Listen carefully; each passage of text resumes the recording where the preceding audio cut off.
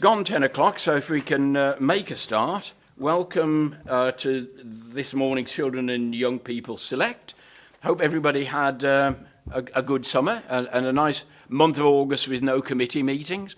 I did my best to live up to the role as chair of Children and Young People by spending the last 10 days with 3 children under the age of 5. I now need a holiday. But if we could make our usual introductions for people who may be watching on live streaming.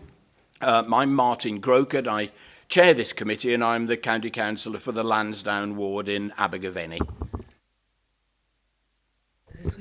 County Councillor Laura Jones, Deputy Chair of this committee. That's it. Paula Harris, Scrutiny. Wendy Barnard, Democratic Services. Good morning, Julie Boothroyd, Chief Officer, Social Care, Safeguarding and Health. Chris Robinson, Supporting People Lead. Ed Price from the EIPS here to deliver a presentation workshop on accountability frameworks. Helen Power from the EIPS, Principal Challenge Advisor for Monmouthshire. Mike Fowler, Parent Governor Representative. Councillor Maureen Powell, Councillor for Castle Ward and Abergavenny and a member of this committee. David Jones, member of this committee and member for the Kirkconnell Ward at the north of Monmouthshire. Jo Watkins, member of this committee, Councillor for Caldecott Castle Ward. Louise Brown, member of this committee and County Councillor for Shire Newton Ward. Nikki Wellington, CYP Finance Manager. Will McLean, Chief Officer, Children and Young People, Monmouthshire.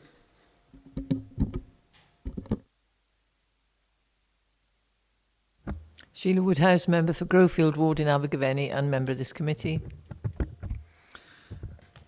County Councillor Malcolm Lane, member of this committee and County Councillor for the Mardy Ward.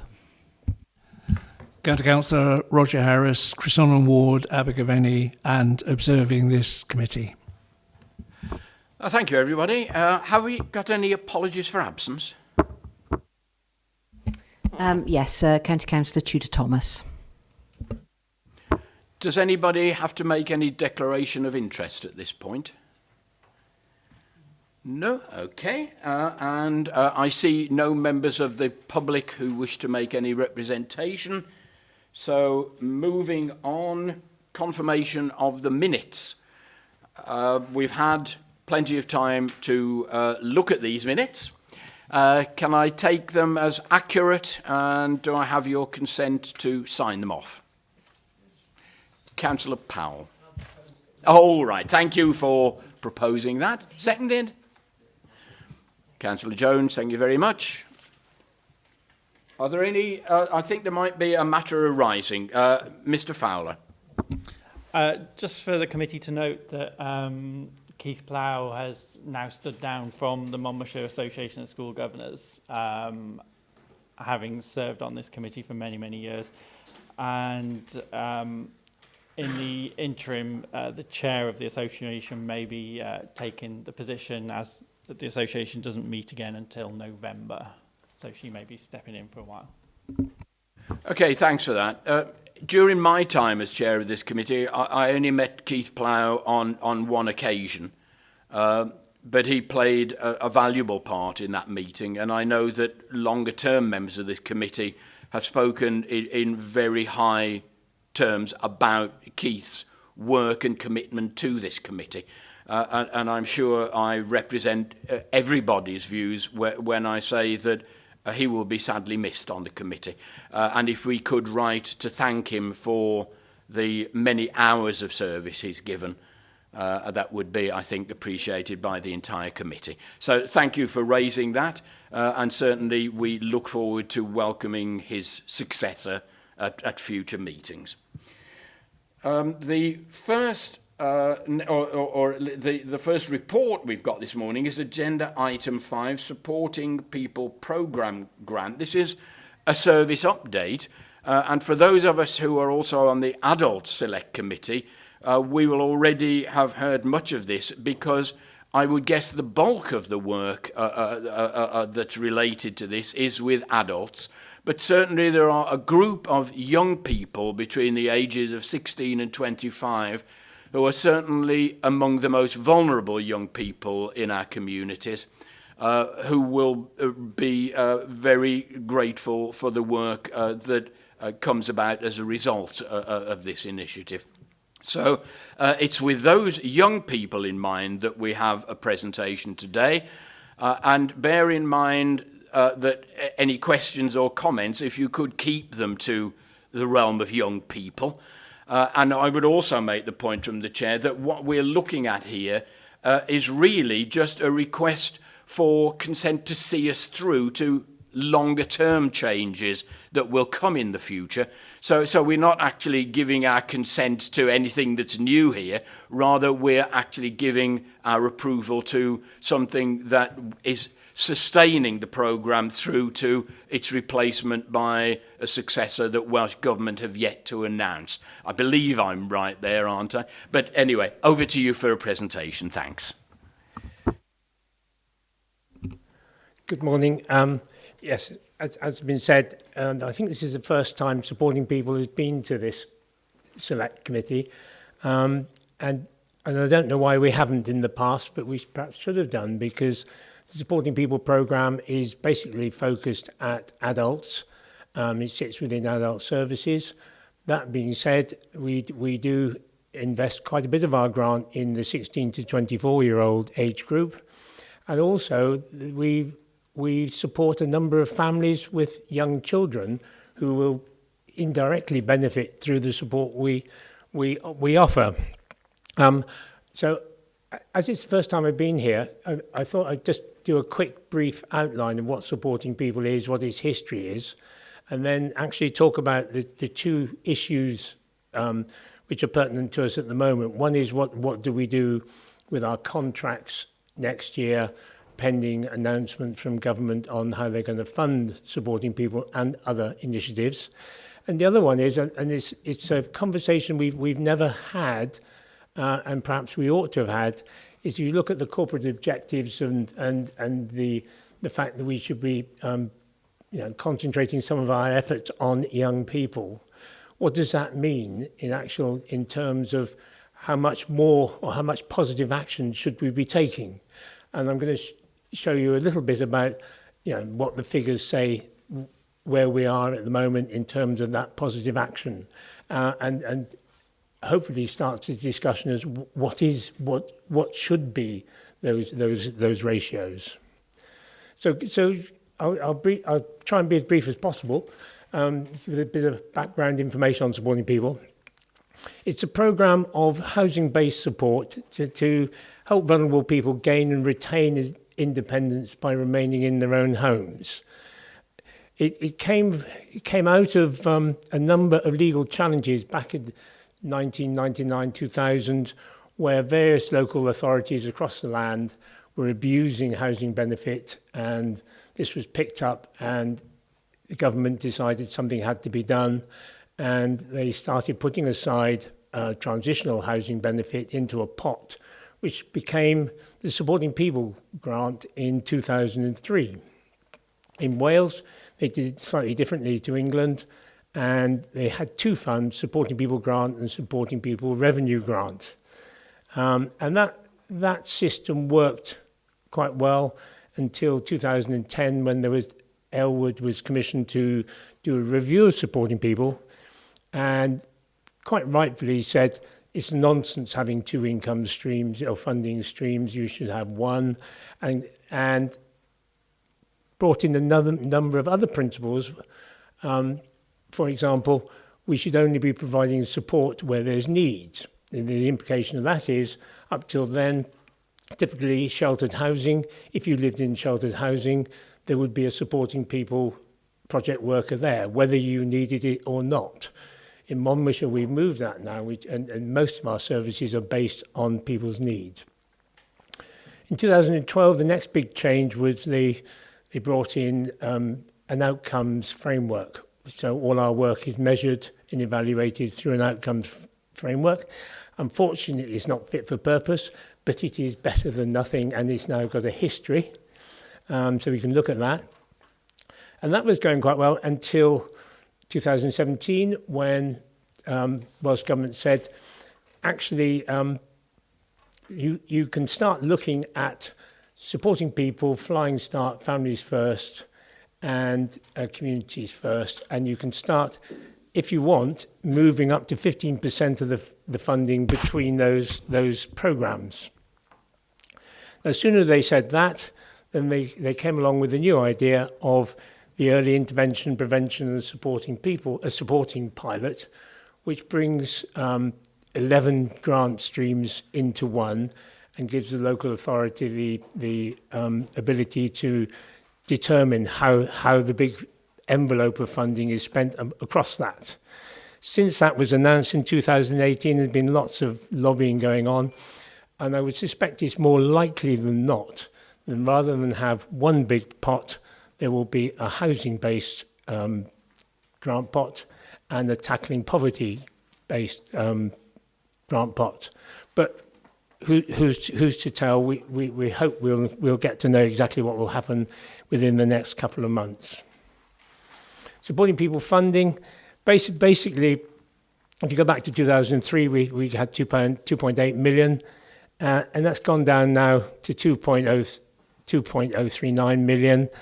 And basically, the present day value of that has gone down considerably over that period of time. At the same time, we've reduced the number of, or the amount of management and administration we put into the programme, making it more effective or cost effective from the local authority's perspective.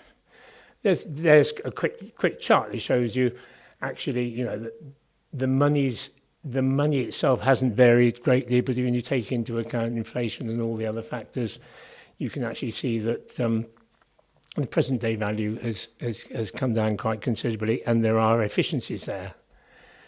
Who do we support? Everybody on the Supporting People programme, their needs are defined under 3 primary, secondary and tertiary needs. If you look at the analysis of the primary need, mental health issues are the number one issue that we're supporting. People over 55 is another group, and some of these, all these things are client categorizations, and some of them make sense and some of them don't. For example, generic floating support. There's nobody in Monmouthshire called generic floating support. It's a service, and it confuses the issue. But back in 2012, our providers said, and a lot of people had generic floating support as their lead need, when in fact it was probably mental health or drug abuse, or it was age-related. So we've been tackling that. And so the figures around 2018 are actually much more representative of the main need of people. And you can see there that young people, 16 to 24, 7.3% of the people we support are in that category. We actually support more people in that category because they could have a secondary or tertiary need, which is 16 to 24. And we'll come on to that a bit later, if I may. So how are we doing? The Supporting People Outcomes Programme has 11 outcomes. And that goes through from feeling safe to being safe in the community, having appropriate accommodation, managing their money, being involved in employment, training, and a whole range of outcomes. And the average person we're working with we're working with 4 of those 11 outcomes. So that really is defining the fact that most of the people we deal with have not just one need, it's complex.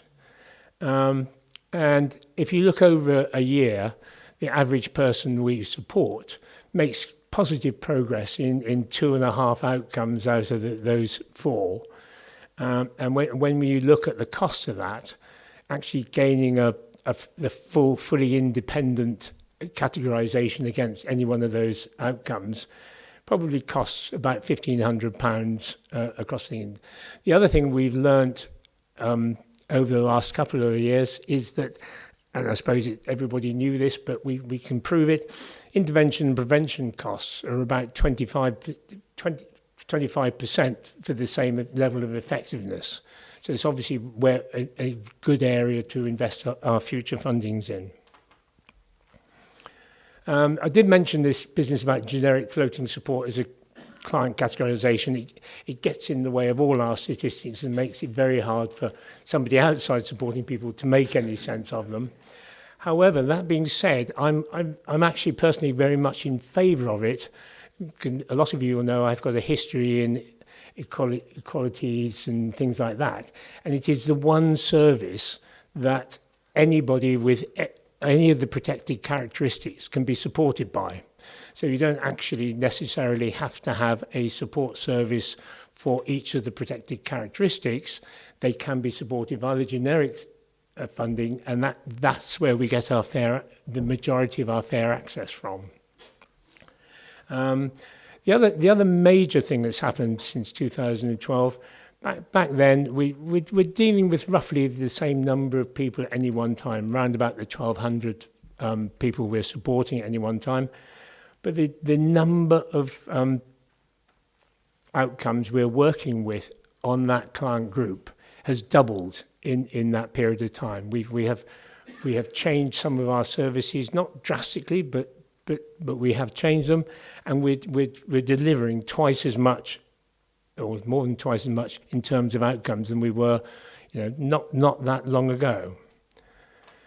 So the conclusions, I would say that our supporting people, we're very much into developing place-based services, and we're supporting the hub, place-based hub model. Our services address complex needs. That's very obvious from the number of lead needs we're supporting. That being said, for the future, we've probably got to focus more on younger people and their accommodation. The impact of welfare reform and universal credits, we've done something on that, but we will probably have to do more. And Welsh Government will be pushing us to do more about homelessness prevention and mental health being our number one client categorisation needing support. So just to update you, give you the latest, what have we been doing for your younger person client group?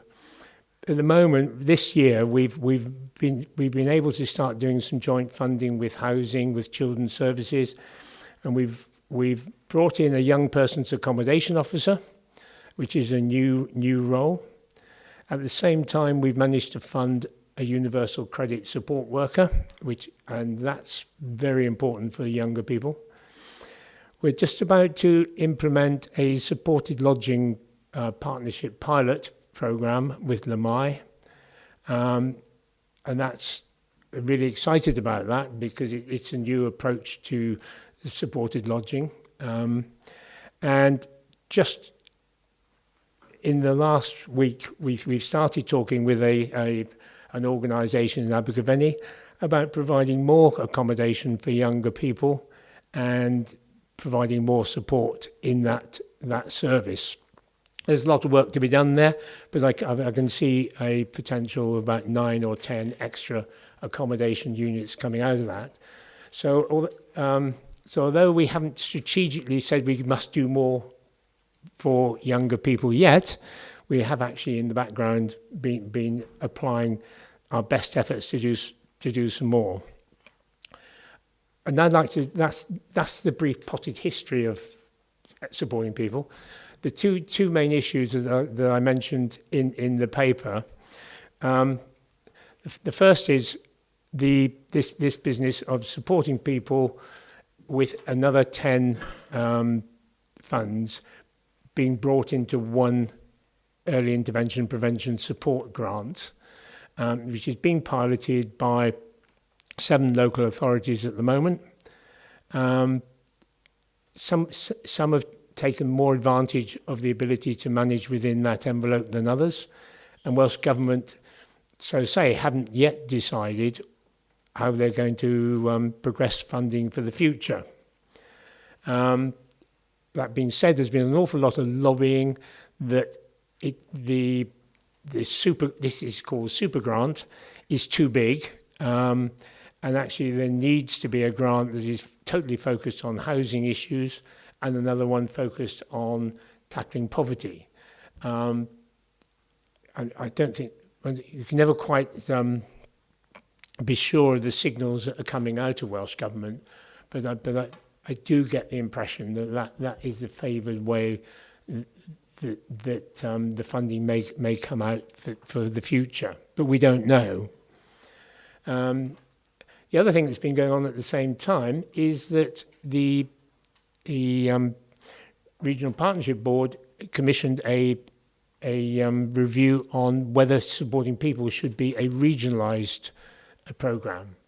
Now, I understand the result of that's been fed back to the National Spinner Board for Supporting People, in that the Directors of Social Services didn't actually would prefer to have the super grant model,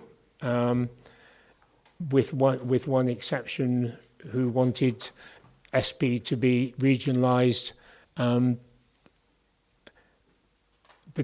but we've not really heard any more on that ourselves. At the same time, there are things like the childcare increased option that was agreed yesterday will have an impact on the funds that are available when they devise these super grant or two fund options, because the total envelope of funding within that is definitely not going to increase, will probably decrease. And now it's like a balloon. £20 million has been taken out, so all the other funds will consequently have to take a hit. Apart from supporting people next year, which has been guaranteed by the politicians, that the funding level will remain the same. So our problem is we have 33 support contracts, 17 providers, and most of those contracts run out in March 2019. At this moment, we don't know what funding mechanism is going to follow on. So the proposal has been, and while we went to Adult Select as the first step of that process, to say, doesn't it make sense to extend those contracts for a year whilst we're sorting out what we have to do to implement whatever funding regime Welsh Government brings in? Because if they announce what the regime is in the next couple of months, it doesn't really give you a lot of time to get everything sorted out for April next year.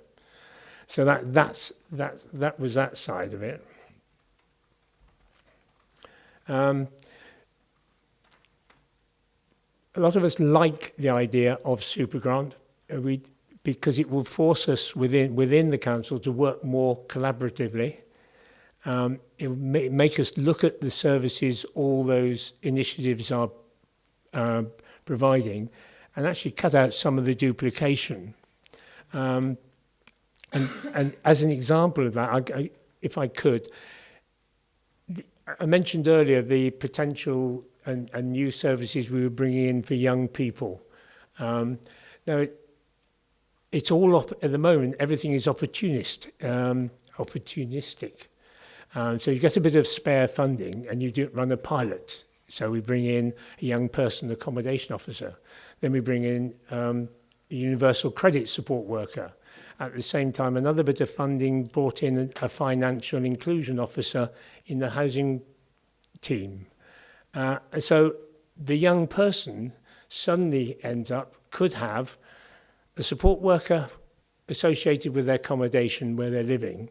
They could have somebody sorting out their universal credit. They could have another person sorting out their arrears and debt management. And then there's another service within the housing function where there's a mediation service between young people and their families. so they can have 4 or 5 support workers when actually you just want one.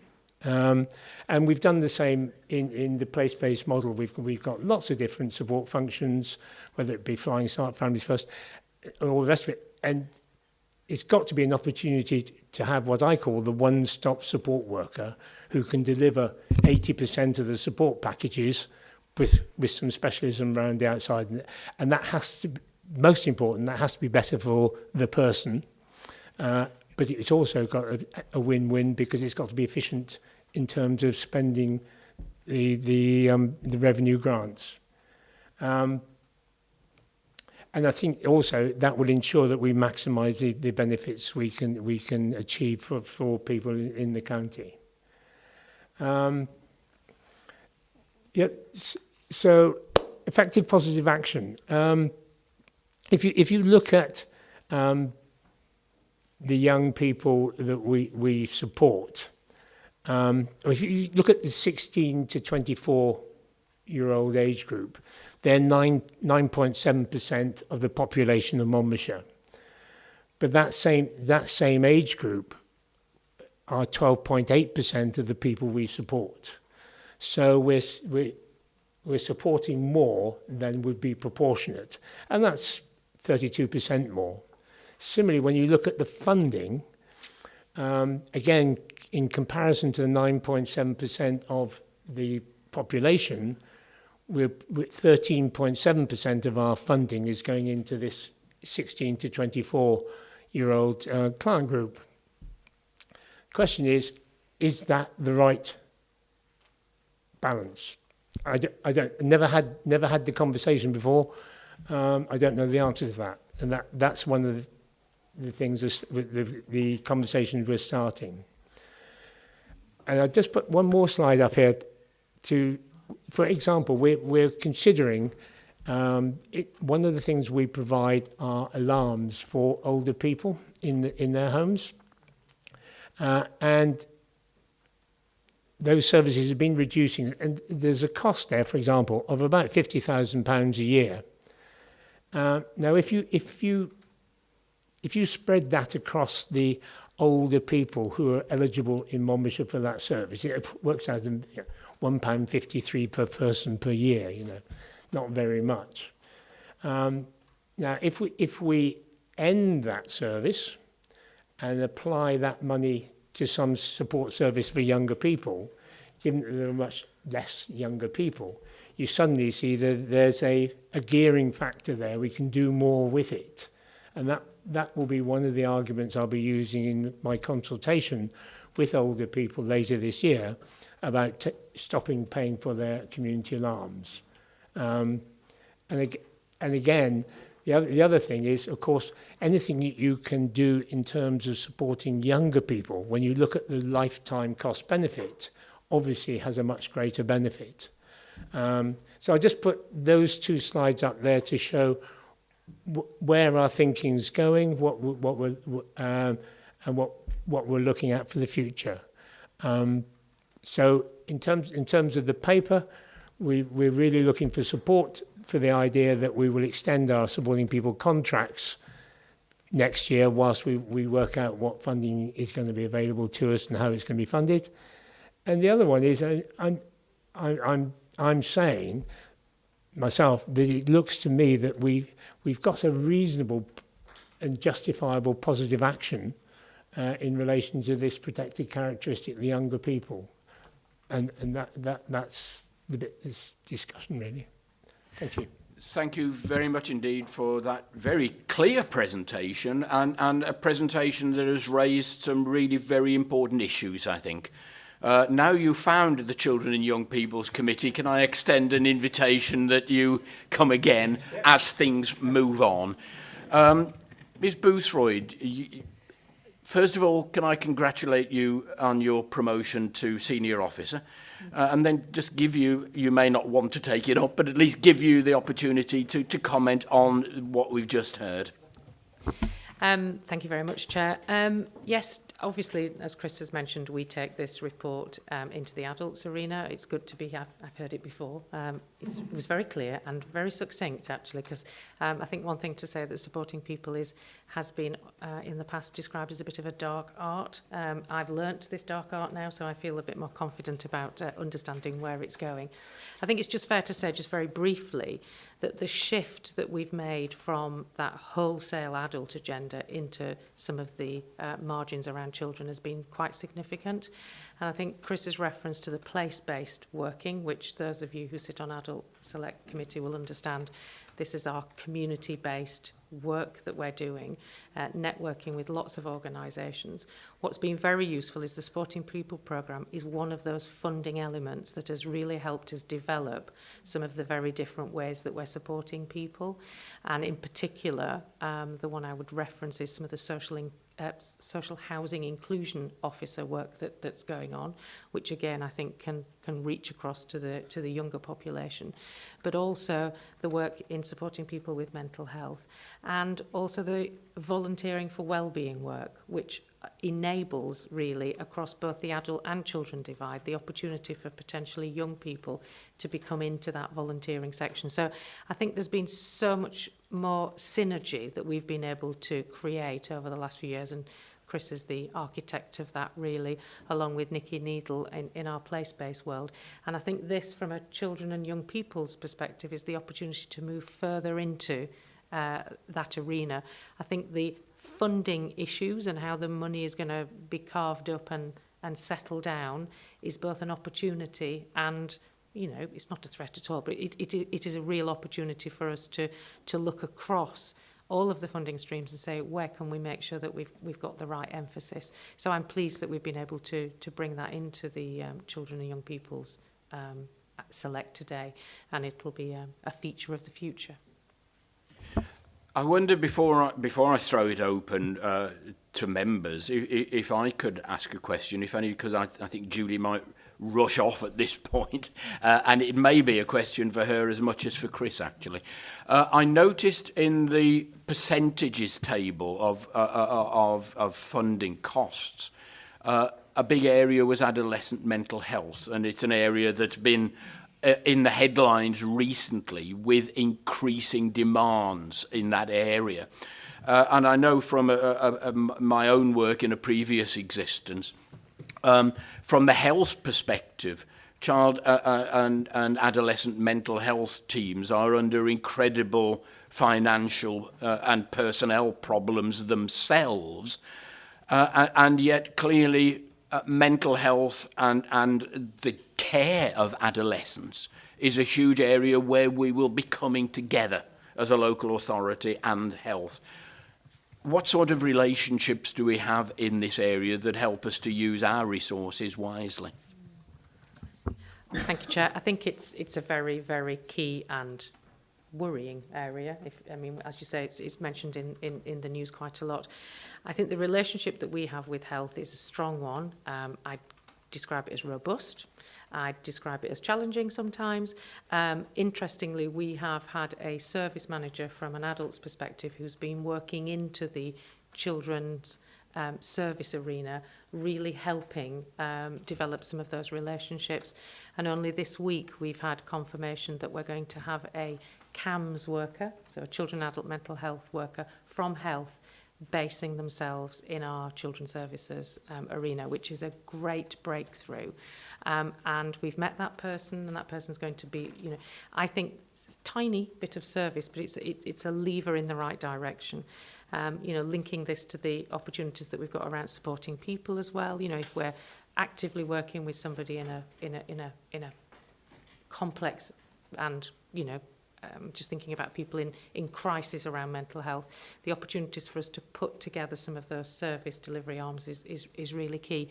But I thought it's worthy of mention that's a big breakthrough in terms of our relationship with health. Thank you very much. Councillor Brown, and then Councillor Powell, and then Mr. Fowler. I'm afraid I've got a few questions, but I'll try and break them down as simplistic as I can. First of all, you mentioned that there was 4 outcomes, and I didn't know what the 4 outcomes were. And you mentioned 2.5 outcomes were achieved, so it'd be useful just to know what the list of outcomes are. The second question was that. In a sense, I'm wearing 2 hats because I'm on Adults Select Committee as well as CYP Committee.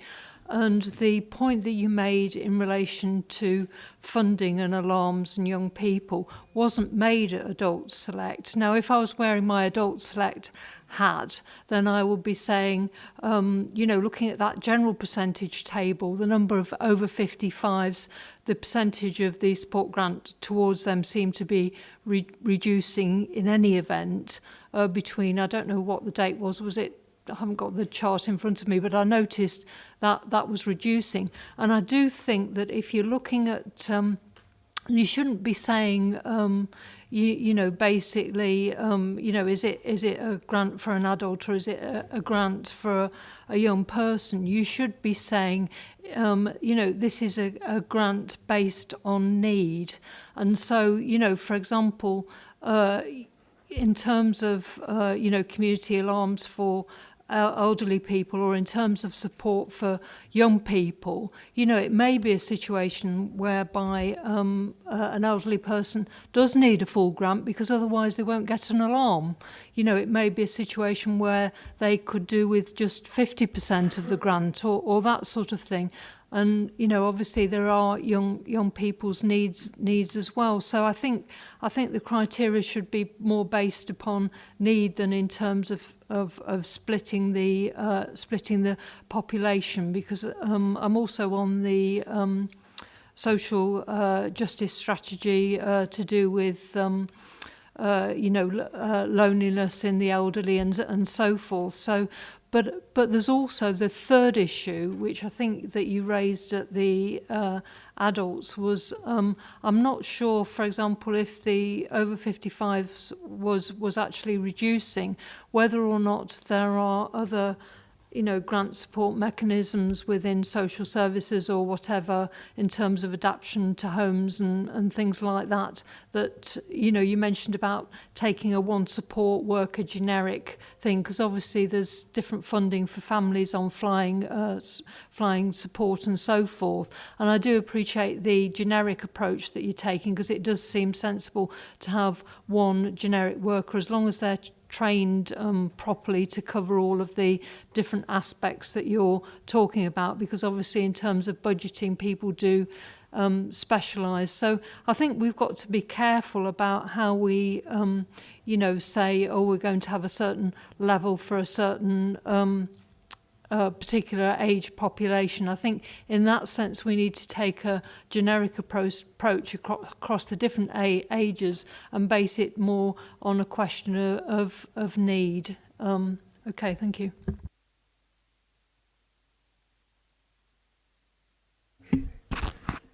Right, the outcomes, the 11 outcomes, did you want me to just tell you what each one is? They cover whether people feel safe, whether they feel safe in the community, whether they have the appropriate accommodation, whether they have they manage their monies, whether they need help in maintaining physical health, mental health, whether they need help securing employment, training, or other. Then there's some social inclusion issues as well, loneliness. So that's the range of outcomes. The four main ones are around the one we support most is actually helping people maintain mental health and its impact on their accommodation, in fact. Whereas most people would think actually in a housing-based support service, the main outcome would be maintaining their accommodation. But actually, it's the reason behind why people quite often lose accommodation that we're supporting a lot of. So there's mental health issues is quite a big part of that.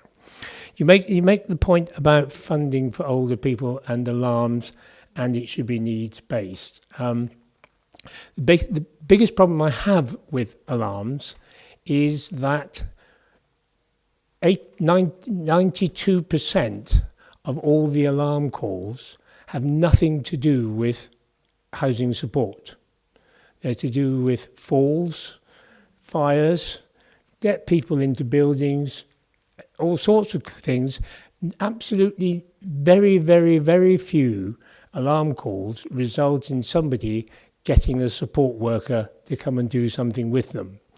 In my book, and in a lot of books across Wales and local authorities, it's ineligible. Now, it's a very obviously, supporting older people in alarms has become part of the fabric. And realistically, we are now down at the level of between 40 and 50 pence a week. That's all the support we provide. We're only allowed to support revenue costs.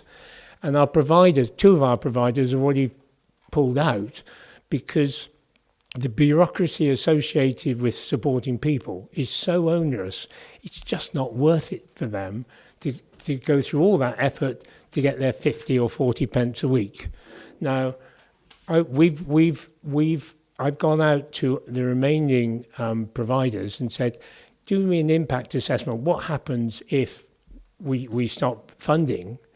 And as in Caerphilly, they found there that 90-odd% of people, when supporting people stopped paying the 40 or 50 pence, they found the 40 or 50 pence, or their family did, to substitute for it. As I say, my biggest problem is we're actually funding something that I don't think is eligible for supporting people, and that there are much better uses for it, especially if you look at cost benefit. There is, what is the cost? It's quite difficult to work out the cost benefit of anything, but cost benefit of having a community alarm has to be small in comparison to anything you can do to help support somebody in the 16 to 24 age group, in my opinion. So yes, I mean, you make the point about our services should be based on need. We have been moving that way consistently ever since I took it over, because it just didn't make sense that the only support we now have that is associated with the fact that you're living in a building is that support that's in the young people's hostels, because if you didn't have that support, they would go to chaos quite quickly, and in the women's domestic abuse refuge. All the other accommodation-based support we have now replaced with what's called floating support. So you have support if you have a need, you get assessed, you go through our gateway, through a triage process. If you have a need and it's a priority, you will be referred to one of our generic floating support providers, and somebody will provide you with the support you need. So behind it all, one of the complications with supporting people is if you look at our spend plan, it's all broken down into client categorizations and all the rest of it. But we, along with other people in Gwent, have moved away from that. We're saying we don't want, yes, some of our funding must be aimed at specific groups, but actually we want the majority of our funding to be in this generic area where what matters is your need, and we can deal with that. I'm not sure if I've answered your questions there.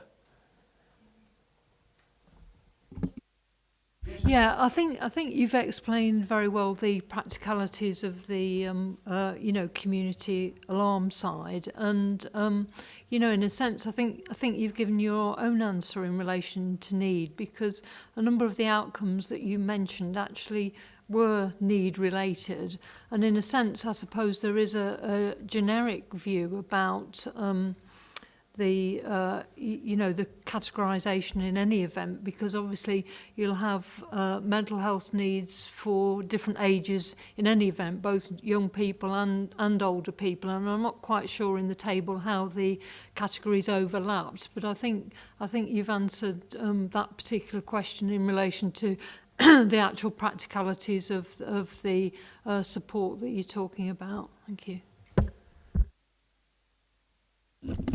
Sorry. Thank you, Chairman.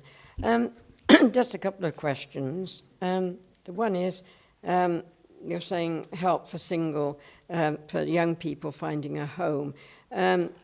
Do you find that this is extensive, or is it very often the case that there is a family in the background where they could go, but they're unwilling to go back home and look to the authorities to provide them with a home, or are they really just on their own? That's the one. And the other one, so I don't have to interrupt again, is we hear such a great deal of in the news about the suicides of young people, and particularly from in that sort of age group, and that it's increasing all the time. Obviously, this comes under mental health. Is there anything specifically being done to target it and to find where the most vulnerable people are for suicide? Is it amongst students or just amongst generally speaking? Thank you. Can I deal with the easier one first? There are, at any one time, we're with our partners in the housing team, we are probably supporting 9 or 10 young people who need mediation between them and their family. And there's actually a separately funded programme or resource for that. Welsh Government provide, and one of our, actually they're a supporting people provider, but under a completely separate funding regime, provide the funding for a mediation service. And that's the sort of level that one's working at the moment. And yes, so that's the answer to that one. The other one, I've got to be honest and say, I don't think we have any positive action specifically aimed in the supporting people programme at the suicide issue,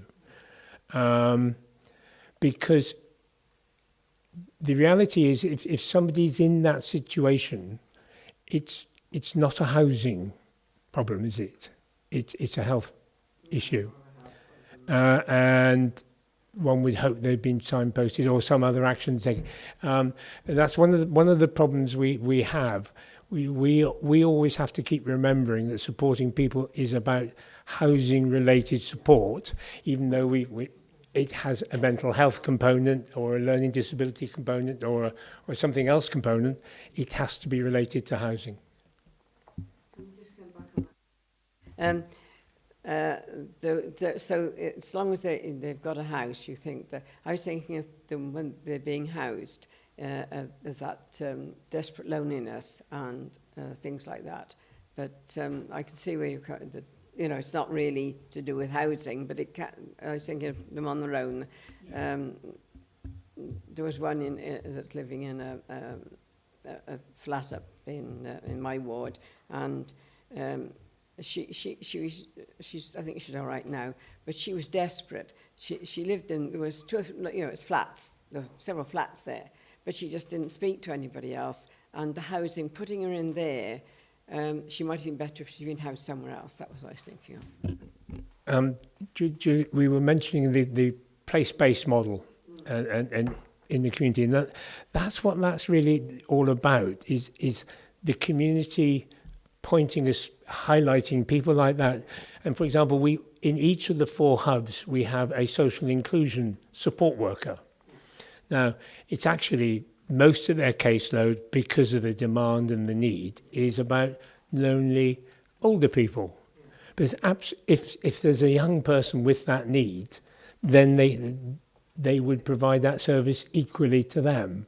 And I'm hoping that as the place-based model develops, people become more and more aware of people who are lonely or on their own and all the rest of it, and can be referred into our service and we can do something with.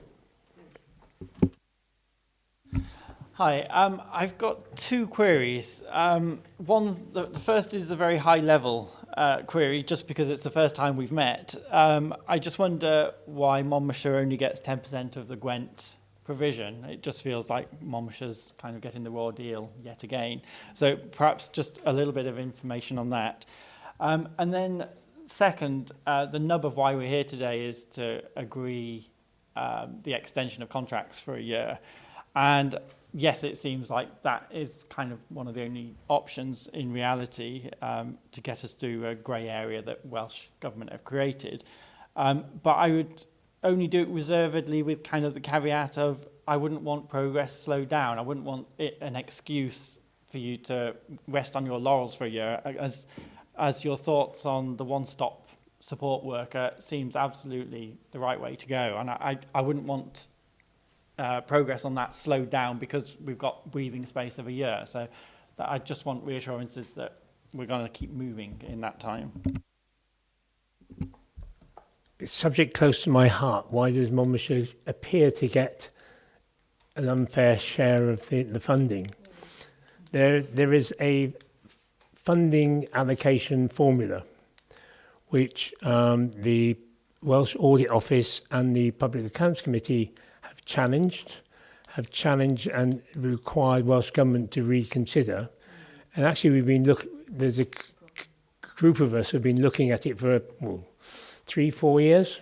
And Monmouthshire, with the deprivation of index of deprivation, all the rest, comes out badly. It appears affluent in relation to the rest, and if you look at the total support needs, it comes out badly. I personally believe, and Welsh Government blessed me well for it, I've challenged them before now on the Equalities Act because there's an unnecessary flag within that allocation where part of our allocation is related to the number of single older people.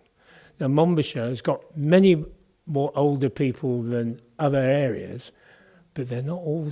But we haven't got many more single older people than other areas, and that has a fundamental impact on our allocation. And I believe it to be unfair under the Equality Act, and I was promised in 2012 that Welsh Government would take that into account in the future. They haven't yet, but I was heartened to see that the Public Accounts Committee and Welsh Audit Office have required Welsh Government to relook at the formula, and I don't know whether my thought would be taken on or not. I suspect it will still, whatever they come up with, it will still disadvantage Monmouthshire. And I think, to be honest, if it were me personally, I would challenge it. But that's not for me. The extensions, I just this move to one-stop support worker is something I think we do in little steps. For example, I mentioned to you the situation of, or the downside of taking opportunistic spare funding and setting up pilots. One of the things we were doing last week was we had a real situation where a young person was being advised by the support worker in their accommodation that actually they needed to deal, if they didn't deal with their alcoholism, they could die. And everything else didn't matter apart from sorting that out. And they had a financial inclusion officer saying, well, if you don't get your money sorted out at work, you're going to lose your accommodation. And we had the problem there of, actually, we've had to revamp all our protocols. And from that, the next step is we're reviewing all the services to younger people, with a view to saying, can't we combine some of those posts? So we'll actually be moving on that between now and the end of the year. And we won't alter the amount of funding, but we might alter some roles next year. But we'll definitely keep nudging at that, because for me it's the only way to go when you look at it from the service user's perspective. And we've got, you know, you've got to be opportunistic and take advantage of opportunity as it comes past you.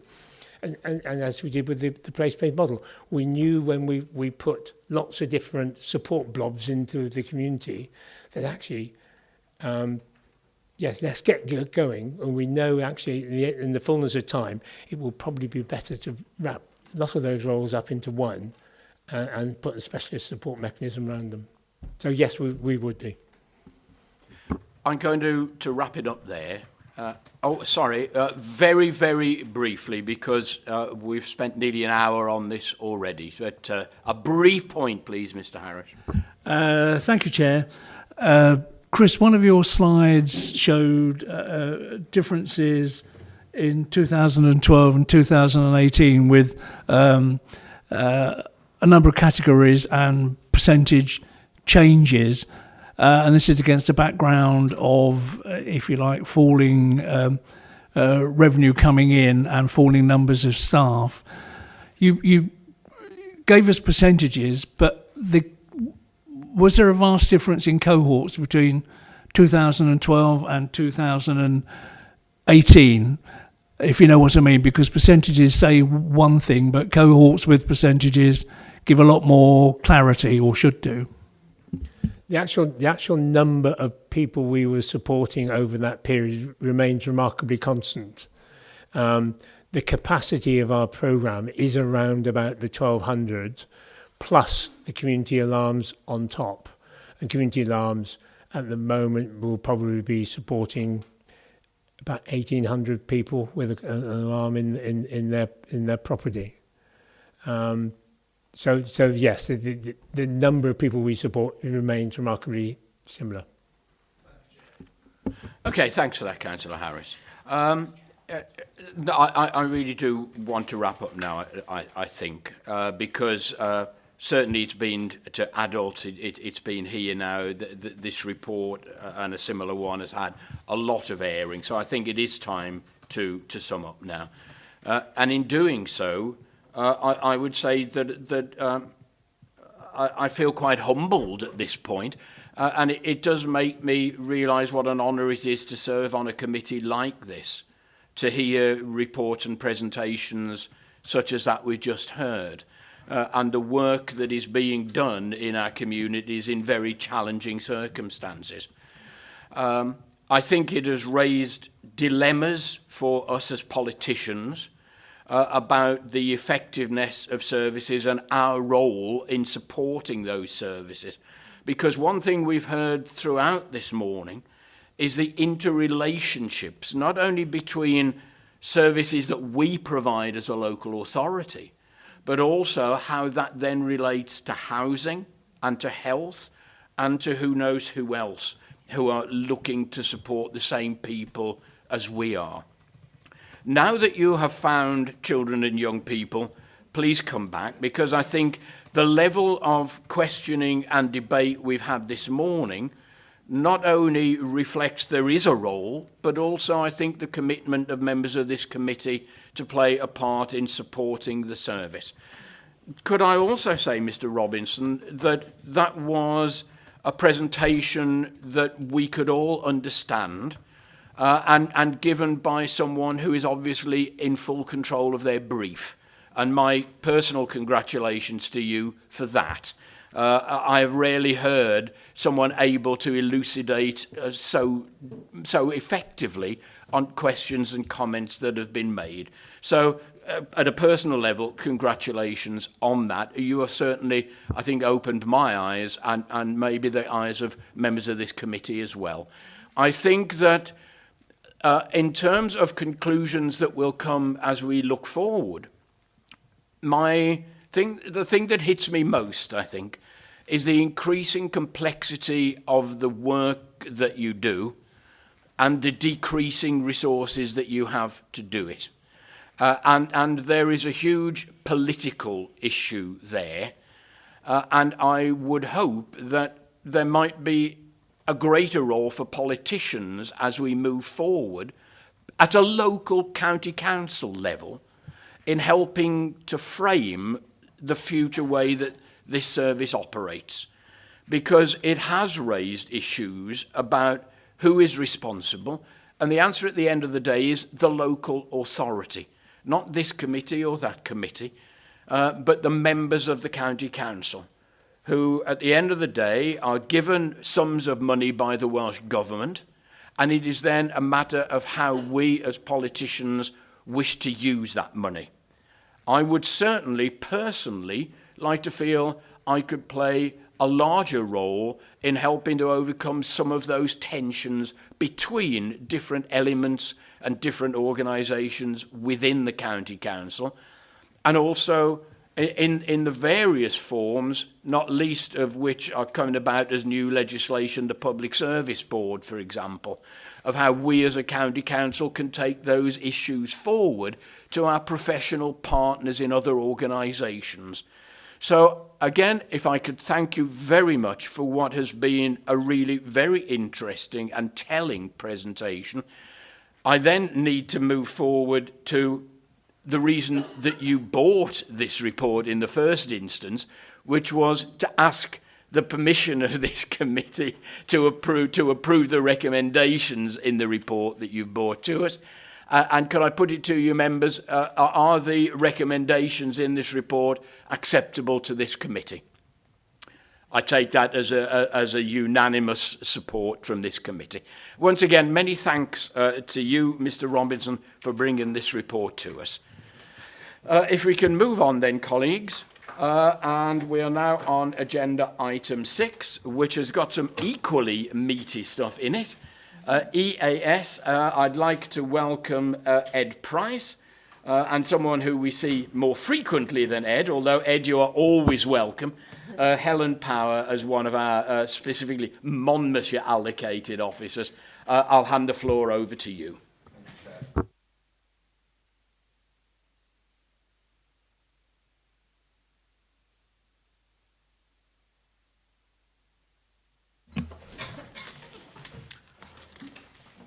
Thank you, Chair. Good morning, everyone. Some parts of this presentation slides are quite small, so you've got colour copies coming around on A4, and there's one sheet at the back in A3 which has got the detail for you. This presentation, it was Debbie Hartveld, our Managing Director, working with the local authority directors in the autumn, asked me to put together a presentation. Helen, we're missing one, I think. Sorry. No, we're not.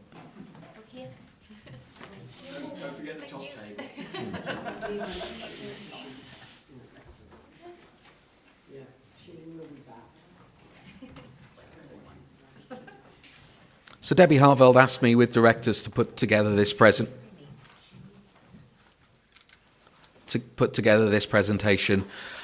because over the autumn there have been changes for a number of years on accountability frameworks now, but there were significant changes that took place from Welsh Government on accountability frameworks over the autumn. Asked me to put together this briefing for the 5 local members in the 5 local authorities in the form of a workshop, so I'm happy to sort of take questions at any point on points of detail.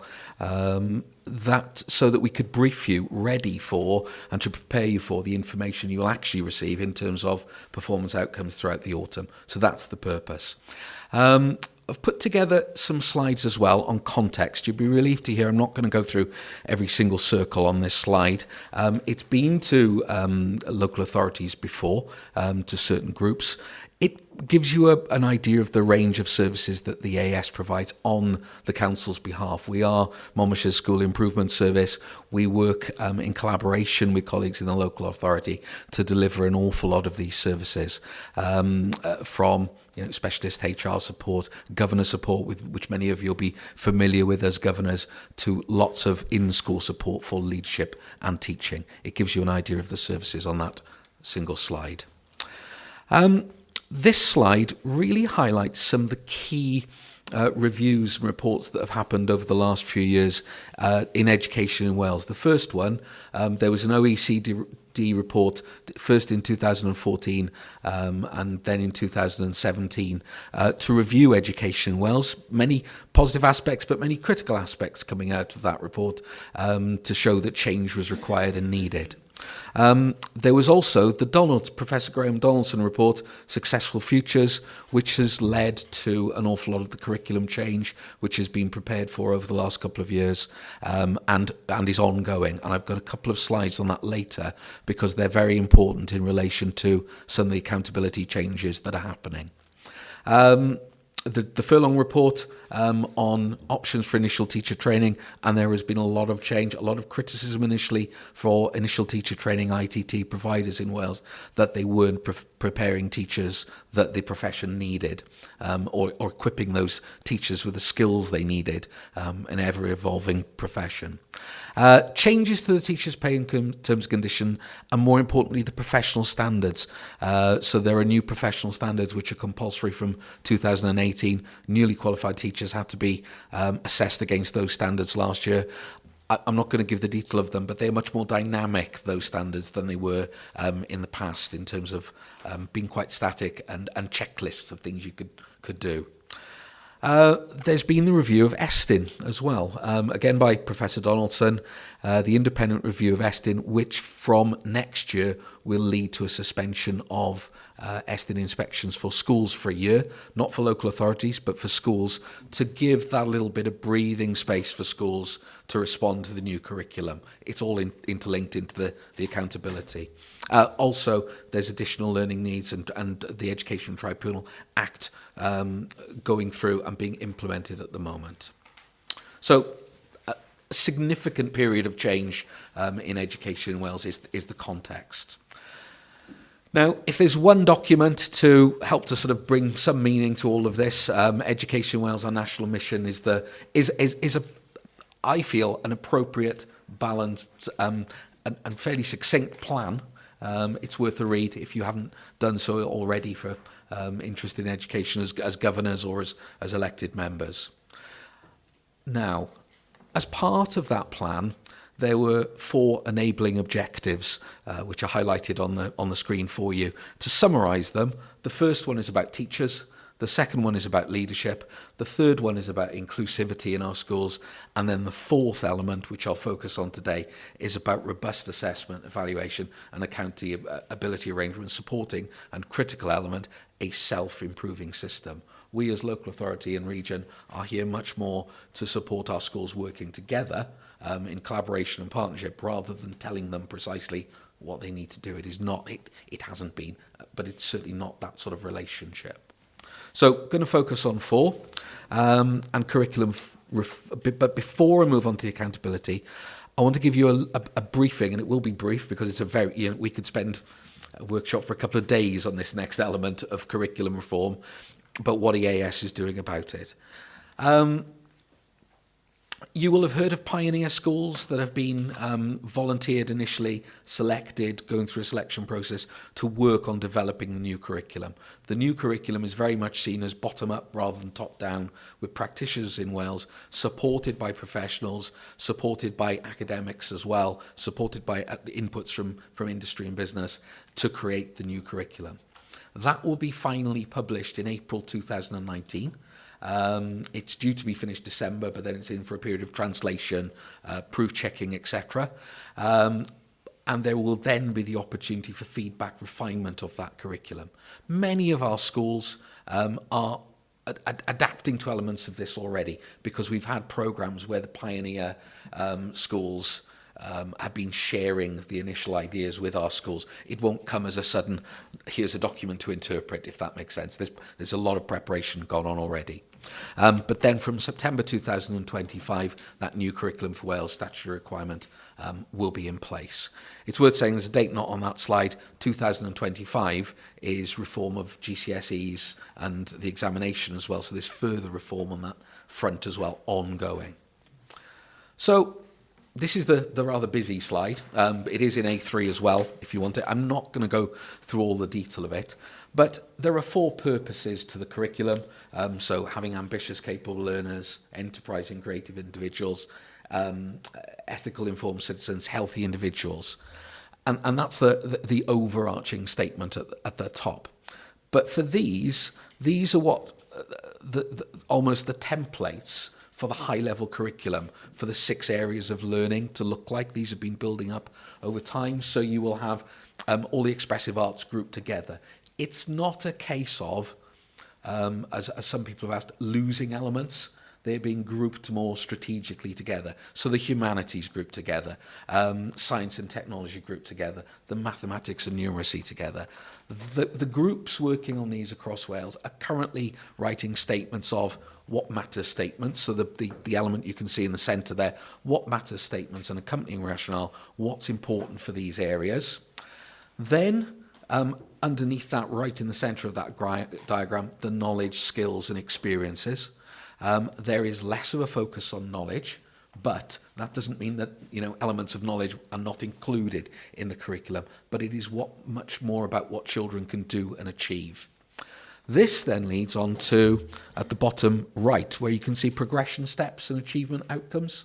What you have in there are still progression steps where learners go through at the appropriate rate, not for their age, but their ability, through the curriculum, and those progression steps are in place. It's very much like the curriculum now in that respect that a level 4 learner could be any age, if that makes sense.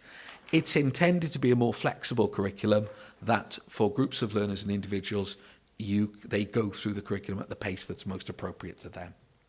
There's still on the left the cross-curricular elements of perhaps the literacy and numeracy framework, which many of you will be familiar with as governors over the years. That's still there and feeding into that curriculum. So those are being finalised now, ready for December, and will give you an idea of what the new curriculum will give schools a finalisation of what the final draft new curriculum will look like, ready for April. What we're doing as the EAS this year, with grant funding from Welsh Government, discussed with local authorities, is to ensure that our schools are engaged in preparing for the new curriculum. We've been doing this for a number of years, but this year it's been critical. There's a grant stream there. It's a bit of an odd amount, but approximately £6,000 per school. For schools to use in the way they best see fit, perhaps for clusters of schools to work together as well, but that amount per school, to engage with our programme. It might be release time in school. It might be cover for certain critical leaders to be released to come and work with other colleagues. As first part, a 4-day introductory workshop for nominated, and this is a new phrase which as governors you heard quite a lot, professional learning leads. Professional learning in adaptation to the new curriculum is going to be critical for all of our teachers. They're going to need the time to adapt and adapt their own practices and their own objectives in school. Then a professional inquiry sequence to support school-based curriculum development so that the curriculum, the interpretations of it in all schools are appropriate. All of this support material for these programmes will be made available to school. Sorry, I've got an acronym on that bottom line, but HUB is the Welsh Government's website for access to schools, secure areas on there so that we can communicate resources effectively with our schools. At that point, I will ask if any questions on that new curriculum before I move in to the accountability. I think it's an appropriate time. Just a quick query, Ed. When is part 1 and part 2 happening? What's the timeline for that? It's actually starting in the autumn and into the spring. The key bit, that obviously it's for schools to engage and come into those workshops. We'll be carefully checking those that aren't engaging. I think that's our critical responsibility in letting the local authority know about that. Just a quick one. European languages. We have a problem in schools now that not many youngsters are learning languages. Is there anything in the curriculum to encourage this or for working between schools to be able to within the language, modern foreign languages are within the language literacy and communication element of the curriculum. So yes, they are included in there. Thank you. Yes. Yes, thank you. In relation to the draft curriculum in April 2019, it says draft curriculum available for all schools, opportunity for feedback and refinement. Will this be a general consultation open to the public in terms of the feedback on the consultation side, so that obviously parents and other members of the public can take part? It hasn't been announced yet whether there is a formal consultation, but there will be consultation mechanisms. I'll find out for you and get an answer to you that of what the Welsh Government intention is. Ask some other questions, or is that appropriate? Yeah.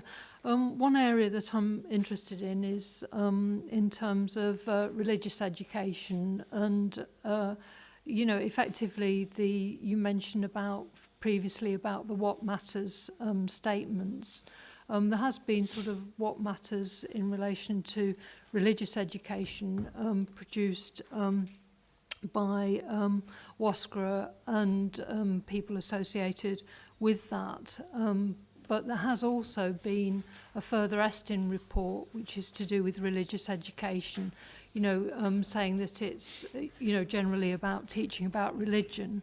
And the Welsh Government has sponsored international research in relation to the humanities side of the curriculum, and it's called the CAMU project, which was done by the university, a university based in Scotland and a university based in Wales. And what they found from that, they did a note on religious education, and they suggested that RE should be separate from humanities because of the fact that that was what their international research suggested. And they pointed to the recommendations in relation to the What Matters statements, in relation to the Scottish progression statements that were put forward as a way forward. And the Scottish ones have been based on extensive research, and my concern, obviously, from a faith perspective and a religious perspective, is I think that the WASCRA one is going towards a secularisation of RE, whereas the Scottish one is a much more balanced approach, and is more in line with what happens in terms of the synergy with basically what the ESTIN report found, and also synergy with what the legal requirements for SACRI are, because there is a danger that if there's too much of a different line between the two, then they won't work properly, and there'll be duplication. Brown, could I ask you to get to your question? Yeah, I mean, the question is are you going to actually follow the sort of international research and approach that's been produced on the What Matters for RE, which seems a sensible, balanced approach to it, as opposed to one that was produced by a smaller number of people? When you say you, we don't actually have any influence directly over the areas of learning. They are separate groups facilitated by the Welsh Government. We do have some representatives giving input into them, but on the curriculum matters, so we don't have any influence as a regional organisation or the local authorities into that. Okay, shall we move on to the next part? Thanks. Okay, accountability. So the context is of curriculum change at the moment. Now, this is the big change from the summer, which was released in statements from the Minister the Cabinet Secretary. Key changes to the use of teacher assessment for accountability purposes. And you'll recall that when I say teacher assessment, foundation phase, end of Key Stage 2, end of Key Stage 3. I'm not talking at this stage about Key Stage 4 and GCSEs or post-16 provision. The summary of the statement from Kirsty Williams, the Cabinet Secretary, is that teacher assessment from now on can only be used for information purposes to develop school improvement policies, but not for school accountability purposes below national level. Now, below national level, that means no publication of school data, no publication of local authority data, no potential publication of regional data. This is a statement advising this rather than anything in statute. So, for those of you who are school governors will be familiar with all Wales core data sets. They'll no longer be provided for foundation phase, key stage 2, key stage 3 in terms of performance. There'll still be a context one, an attendance one, but not performance. There'll be no change to the collection process, so schools will still need to assess every child as they have done in previous years, and still schools report that data to the Welsh Government, and they will report it to us as regions and local authorities. So that fourth bullet point, we'll have that data shared. What it means, though, is there'll be no direct comparison with other local authorities or consortia possible, because we won't know officially what other local authorities have achieved. So some key changes there for schools in what we'll cease. The school comparative report, that was just a brief page of A4 that came out in July with and then again August with comparisons with other schools, and had benchmark quarters on it, which were a fundamental part of how we perhaps judged how we were going as a snapshot.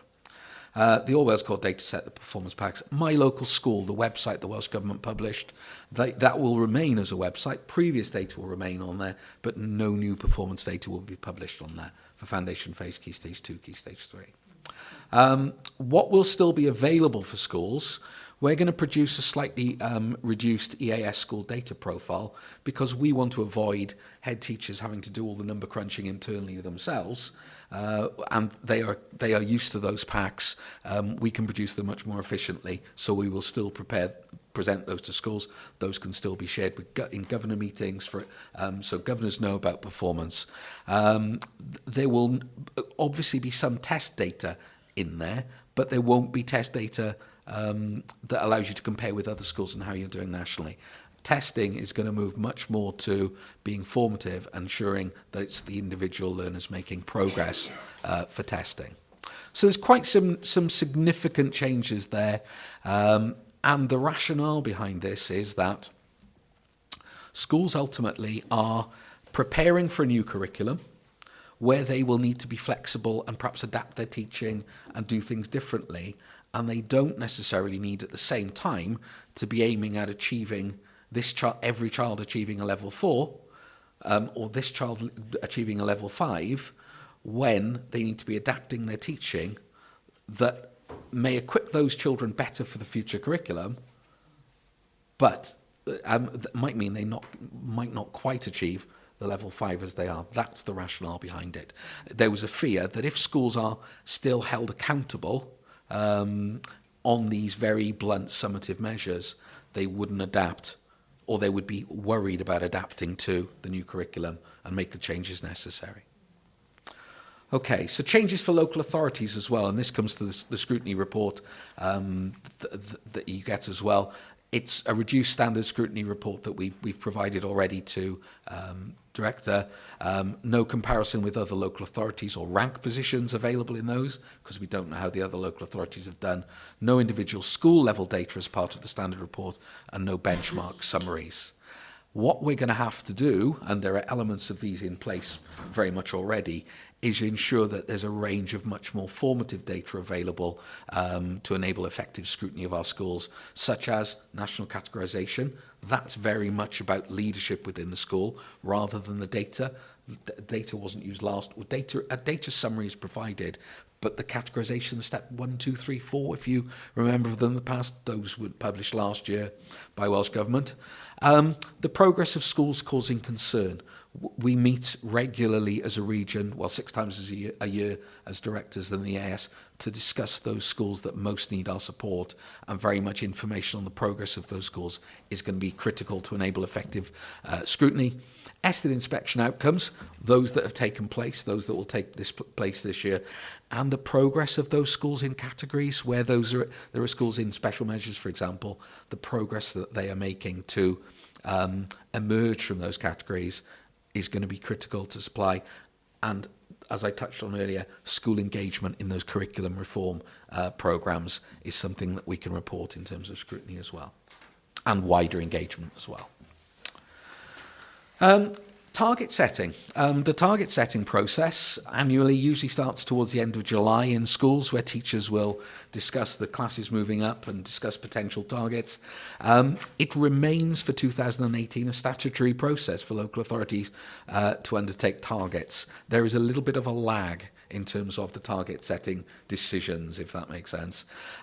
We've got a comprehensive online system introduced last year, built on Excel spreadsheets in the past, which worked very well last year. Generally positive reception in surveys from over 90% of our schools for collecting targets at pupil level to collate them all together.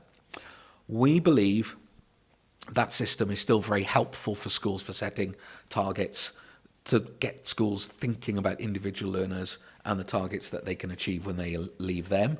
That system would have to adapt to the new curriculum as it merges and the progression steps within that new curriculum. But in the meantime, we intend to carry on with that process as a formative process. The key smaller bullet points there, the indented ones, it's about getting to know pupils' potential and challenging expectations, all for all of our teachers as well, ensuring that progress. And the third one, if someone's falling behind, ensuring that the interventions are right to support that learner to catch up. There are a couple of key points, and we'll work with local authorities to keep you informed of these when we have answers on them, but there's currently a lack of clarity on whether those school level targets should be aggregated to LA and regional targets. The KPIs, the key performance indicators that they have been aggregated up to in the past, we're not clear on the use of those aggregate targets for that. Because, for example, if schools respond differently to targets because of responses to curriculum, your KPIs would be influenced by that and may reduce slightly because of the changes. And how school level targets are used to be used for accountability purpose, i.e. where schools fall short of their targets. I'm still talking currently key stage foundation phase to key stage 3. Key stage 4 targets remain as they have in previous years. Okay, I'll move on to key stage 4, nearly there. I want to highlight some of the key, and I might skip over a couple of slides in here because there's some duplication, but key changes in 2017 and in 2018 as well. This slide, for those of you who've seen me present to scrutiny before, is just a summary of the key indicators that are used from 2017 in our schools. It's helpful, the column on the right with the abbreviations, because some of them can be quite long-winded. The level 1 threshold, broadly 5 A stars to G, about 97% of learners achieving that nationally. Level 2 threshold is same indicator, but at 5 A stars to C, so the higher qualifications. The critical one for us, the third one, when you include English or Welsh and mathematics in there as well, whichever the learner's best, the L2+. And then the fourth one, the second one that Estin will certainly look at, the CAP point score. So the learner's best 9 qualifications are given a point score. I've included them on the left. So 58 for an A star, 52 for an A. My daughters, when they did their GCSEs this year, twin daughters, didn't know what the numbers were, and it doesn't really matter to most learners. They care about the grade, but to average them all out, the numbers used for schools. And it's just a way of measuring what I describe as the breadth and the quality of what someone achieves. But they must include English, Welsh language, maths, numeracy, GCSE maths, best science qualification, and the second best science qualification. So all schools are naturally going to enter most of their learners into those 5. So it does limit to a certain extent curriculum choice with the other 4 available. And then the 5th one, no qualifications. So key messages from 2017. This is a little bit of history just to set it in context. No one main measure to be used. Those 4, but in reality, the ones that are most important for our schools, the top one and the bottom one, the level 2+ and the CAP point score. And in alignment with successful futures. So key changes to 2017 was that before you could, in the Cap 9, include a range of vocational qualifications, and some of those vocational qualifications were the equivalent of 4 GCSEs. That was stopped so that you could only, a learner could still do that qualification, but it wouldn't count towards the measure. It was capped at the equivalent of 2 GCSEs. So to bring a bit of balance back on the GCSE vocational. Core subject indicator, that's just English, maths, science in combination. So it was pretty much always the same as the level 2+, so no longer published. You'll remember this, some colleagues who were at a meeting last year, literature no longer included in the level 2+. I'll come on to some better news on that in a moment. And mathematics or the numeracy included in the level 2+, and the cap point score. That 4th bullet point I've touched on, literature qualifications. This is from 2017 and 18, no longer included. Cap point score, again, I've touched on, so I'm going to skip over those top 4 bullet points because of time. But the final bullet point on that slide, other 4 qualifications the learner's best could be from a range of GCSE, vocational, the Skills Challenge Certificate, part of the new Welsh Baccalaureate, could be included.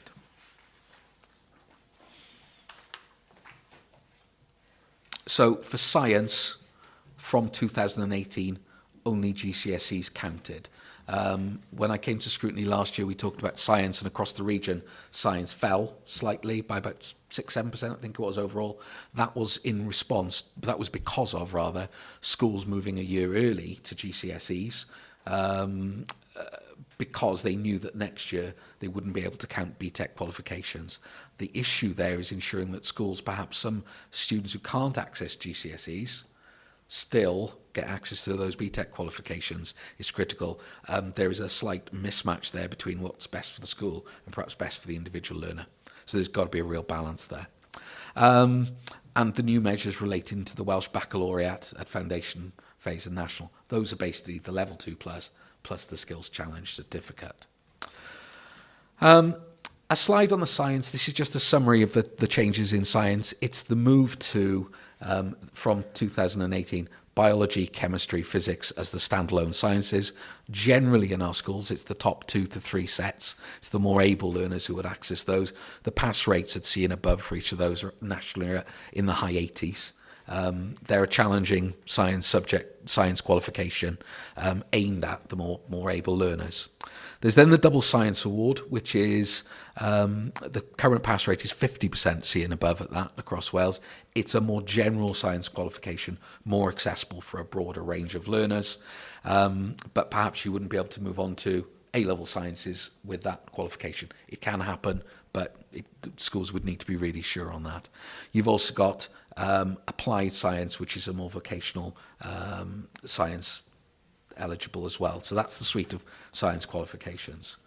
The next slide goes into the detail of it, but because of time, I'll leave it with you and skip over that slide. This slide, it was pertinent last year, it's pertinent this year as well. In a period of significant change for GCSEs, where you've had new qualifications for first teaching, the ones in 2015 are first examined in 2017. So last year we had a range of English language, Welsh language, maths numeracy, all new to schools. This year you can see the range, art and design, drama, food, geography, a whole new range of qualifications again, new for first teaching this year. For first teaching 2016, first examination 2018, and next year will be the same as well. So you've revised the whole suite of GCSE qualifications in Wales. That does bring increased uncertainty for teachers, where you will not have the range. I was a particular fan of using past papers. You won't have that range of past papers at the end available. You'll only have specimen papers, which tend not to be quite as accurate as past papers, in my personal opinion and experience. You don't necessarily know the grade boundaries you may be aiming at. So there's uncertainty there. There's also the changes to science specifications, which I've mentioned as well. There's also this year been a discouragement from Welsh Government of early entry, where learners in year 10 would perhaps have a go at GCSEs and then could have another go in the November series in 2017. That's been discouraged this year, so and it will be stopped. Well, it won't be stopped early entry, but the learners' first sit will count towards a school's scores from next year. Therefore, schools will be discouraged from trying it. The benefit to early entry was that perhaps if you had a learner that was CD borderline, you may enter them early, they would achieve a D and perhaps be motivated to realise, wow, if I do, work really hard this year, I can achieve a C. But no real evidence, sort of academic evidence available for it. But there's changes there as well. So, statement from this year. This was out in the summer from the Cabinet Secretary. I've said 2019 because the biggest first, because that's where the biggest impact is. But released a statement giving a high-level overview of plan changes, saying that they are continuing for 2018 as they were, but they're working on long-term future arrangements with the OECD, and they'll be published alongside the curriculum feedback for April 2019 and for implementation for 2022. On the back of the new curriculum, GCSE specs will be ever-changing over the next few years, and measures to measure school performance will change as well, and we will get greater volatility in the outcomes of individual schools in the way that they respond. Our job is to try and minimise that range of volatility. So this is the little bit of good news for literature fans. Well, it's potential good news. The proposed changes for 2019. The Welsh Government are rightly, I believe, working collaboratively for schools to move the focus from the CD borderline, perhaps moving to a more point score based system where the overall points matter. So that you move from an A to an A star counts as much as a performance measure as moving from a C to a D, or whether you move from a G to an E counts as much if schools make that improvement for you. So they'll be based on point scores. The only problem with point scores is they become a little bit more meaningless for parents and employers than grades, which we understand. Those will still be there, but it's the way we measure schools that will change. The CAP 9, remember the CAP 9 before had 5 measures that had to be included in it? That were reduced to 3. They will be literacy, numeracy, science. Sorry, I say will. They may. They're proposed to be. It's not finalised yet. Literacy, numeracy, science, and you will see that literature is back in as either or of the language. Other proposed changes, they will still want to very carefully focus on large groups of pupils, boys, girls, those eligible for free school meals and not. And one we're not quite sure how will work yet, they're looking to divide the cohort into thirds to compare the performance of the thirds of the cohort so that your overall attainment might be higher than the Wales average, but your bottom third may be relatively lower, so it's checking you've got balance for all of your learners. Also looking at things in participation in schools, and they're looking at the ways in which they will compare with other schools. Those would be continue at Key Stage 4 and evolve. Post-16, only a single slide on post-16. Currently, we've got a very limited way in which we measure post-16 performance. There is officially only one indicator, and that's the level 3 threshold, which is basically the equivalent of 2 A star to E's at A level. The vast majority of our learners can achieve 2 E's at A level that enter. Therefore, the national figure runs at about 98%, and each school varies between about 96 and 99%. Therefore, how do you determine, strong performance, weaker performance? You can't. We use the A level pass rates as well, A star to A star to C, A star to E. But again, it often depends on the nature of the cohort you get.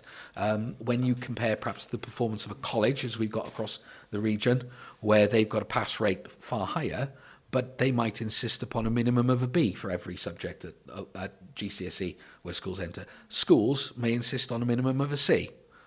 Therefore, you don't know where the greatest progress is. We do have a system working with LA's ALPS, a commercial system across all our schools to measure that progress, so we can measure progress rather than just outcomes.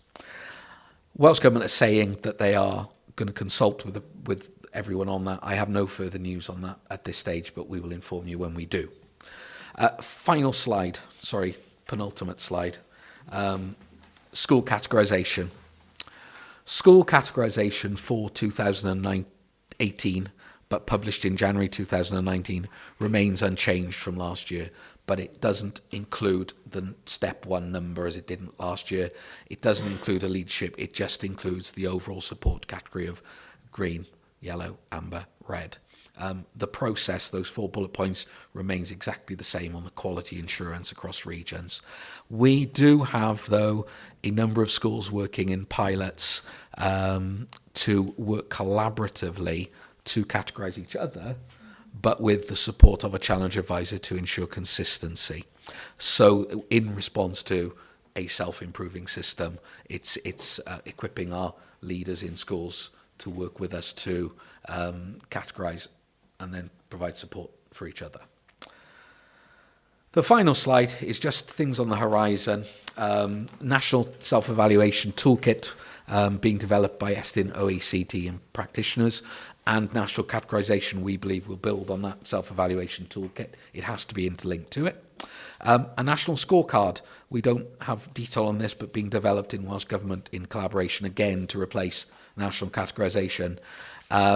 Confirmation of the outcome measures for Key Stage 4 and how they evolve. We need to know that for future years, and Key Stage 5 changes.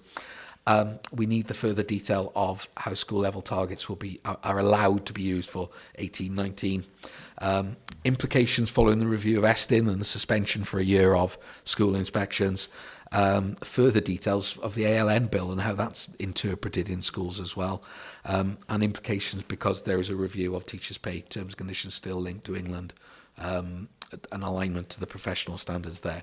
So whilst there's a lot happened in the past, there's also a lot on the plate in the future as well. Thank you very much indeed, Mr. Price. A huge amount of information for us there. And of course, this seems to happen every year, doesn't it?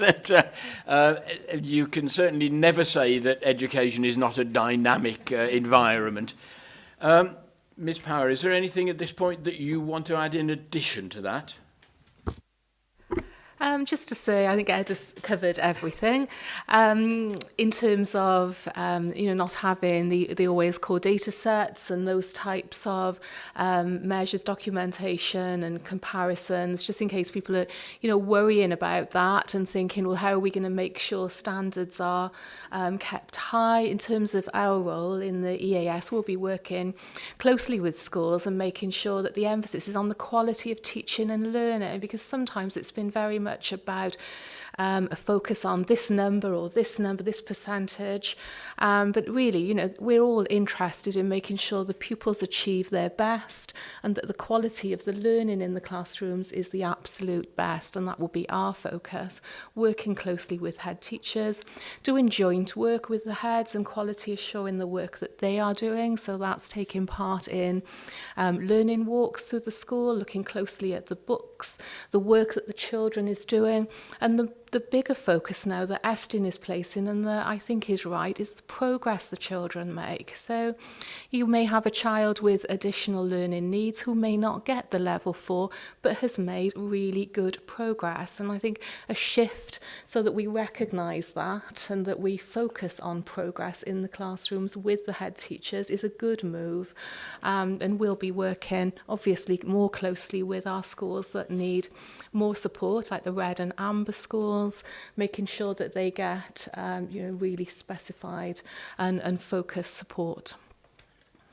Thank you for that. Certainly, speaking from the chair, I think that the move to divide schools into thirds will certainly help us when we come to look at outcomes, because I think one of the issues that has been raised in County Council here in Monmouthshire has been that while our brightest, our most able and talented youngsters are often doing very well indeed, the same is not true of those youngsters who are eligible for free school meals. And I think that change will certainly help us to scrutinise areas like that much more effectively. There are local authority requirements here and statutory duties. Mr. McLean, is there anything here that makes you lose sleep at night? Well, thank you for the opportunity to comment, Chair. I think, colleagues from the EAS have rightly pointed out, we are in this kind of constant kind of period of change. It feels as though when one thing settles, it's just the next part that begins to move again. It will be a challenge, I think, for committees such as this, and when we report to full council, because much of the work that we did through our recovery with ESTIN was always around comparative information, comparative data. How do you hold your schools to account? How do you make judgments about their progress? How well are they doing compared to like schools? All of those metrics have now been removed from our kind of our range of tools, I guess. So it is going to be a challenge for us and so on. I think Helen's point about the this change to the assessment of the quality of teaching and learning is going to be very important. How we align that to the new professional standards and how we make judgments that we're confident in being readable across schools will be really important. So what a school has a particular view about being a good standard of teaching and learning is comparative across not only our county but the region and nationally. So I think there's a lot of work in there. I think your point around the third is a good point. I think one of the things that we've got to do is our FSM children appear not to do very well against the large threshold indicators. They might do exceptionally well in terms of their own achievements, especially when you think about the more vulnerable our students are. For instance, this year in Mountain House, you won't see Mountain House contributing significantly to our level 2+, but there are a range of children there who've got great outcomes in their outside college courses, who've achieved. We've had children there this year who've achieved their Duke of Edinburgh Silver Award, which to me is a fantastic outcome. So we need to be better, and this is a reflection on our practice, we need to be better at that narrative and helping councillors understand what people are actually achieving. And it's that difference, and I'll probably get these around the wrong way, between achievement and attainment. The achievement being your progression from your starting point, and the attainment being what you get in an exam at the end of that process. So we need to develop that, and it would be great to develop that with this committee, because this is the committee that we continue to give account to as we go through this process. Thank you. And I think that for those of us who are also school governors, there's plenty of stuff here in terms of the questions that we could be asking on our governing bodies, particularly around individual progress. And to pick up the point that Mr. McLean has just made there, the true measure of the effectiveness of a school is a measure that looks at individuals and says, where were you at the start of the year? Where are you now? And sometimes schools that often appear to be well down in a pecking order, Mountain House is a classic example. You actually see individual pupils there making sometimes remarkable progress. And I think this now will enable us to focus more on that. And I think as governors, we've got a real responsibility to those individuals and their families to really try to highlight that when our schools are talking to us about the progress of youngsters within that school. Now, I would throw it open for general questions, but partly bearing in mind the time, but also partly bearing in mind our role as a scrutiny committee. Could I ask that we ask questions rather than making longer speeches, but also questions that are directly pertinent to the role of EAS rather than things that might be the responsibility of Welsh Government. So having said that, I'll throw it open. Yeah. And after you, Councillor Brown. Thank you. This is a very quick point. In terms of, obviously, we've just got the new round of GCSEs coming in, and obviously the next couple of years as well. But we've got an enormous curriculum change that's coming through as well. Are we going to have a whole new range of GCSE qualifications then in 2025? Is that actually when we're going to see another radical? They will need to adapt the ones that we've had now by 2025 to the new curriculum. It's for the children coming in through the new curriculum in secondary to then emerging from primary. Yes, it will change. Yes, thank you. I don't know how much influence the EAS has, but in relation to the KS4 measures, it mentioned the summary, and obviously, in a sense, the cap point score seems to relate to the old idea of reading, writing and arithmetic, basically with science added as well. It talks about caps point score in relation to GCSE English, Welsh language, maths, numeracy, GCSE maths, best science qualification, second best science qualification. And then on the next page, it actually talks about successful futures will have the positive effect of widening curriculum choice. Now, I appreciate that the 3 R's are sort of, obviously very important, but I wondered whether or not, instead of the second best science qualification, whether EAS had any influence to suggest a wider base curriculum, so that perhaps that measure might cover some of the other subjects like arts, history, geography, RE and so forth, because the problem that happened in England in relation to the baccalaureate, not including RE, meant that subject was devalued. And in a sense, if you're going for a broader based curriculum, shouldn't you have a broader based measure as well? First point really quickly is that can include a range totally open of 4 other subjects. So it's 9 qualifications. There's only 5 that are restricted, but the proposals from Welsh Government are to move to this, which is, in response to your point, opening it up. So there's only it's not on screen. There's only 3 that are restricted, literacy, numeracy, science, and then there's 6 that are open. So it's moving in the direction you want.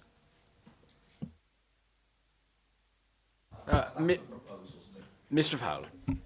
Hi. My concerns with this Llamau foundation phase, Key Stage 2 and Key Stage 3, if one of the main ways of checking the health of our schools is categorisation, I just wonder if EAS is investing more time of challenge advisors in schools. So if we look at a green school, they get 5 days of challenge advisor time. And I think that 5 days is mainly taken up with the nitty-gritty of head teacher performance management, target setting, and those kind of things that the challenge advisors are then not actually getting into the classrooms very much.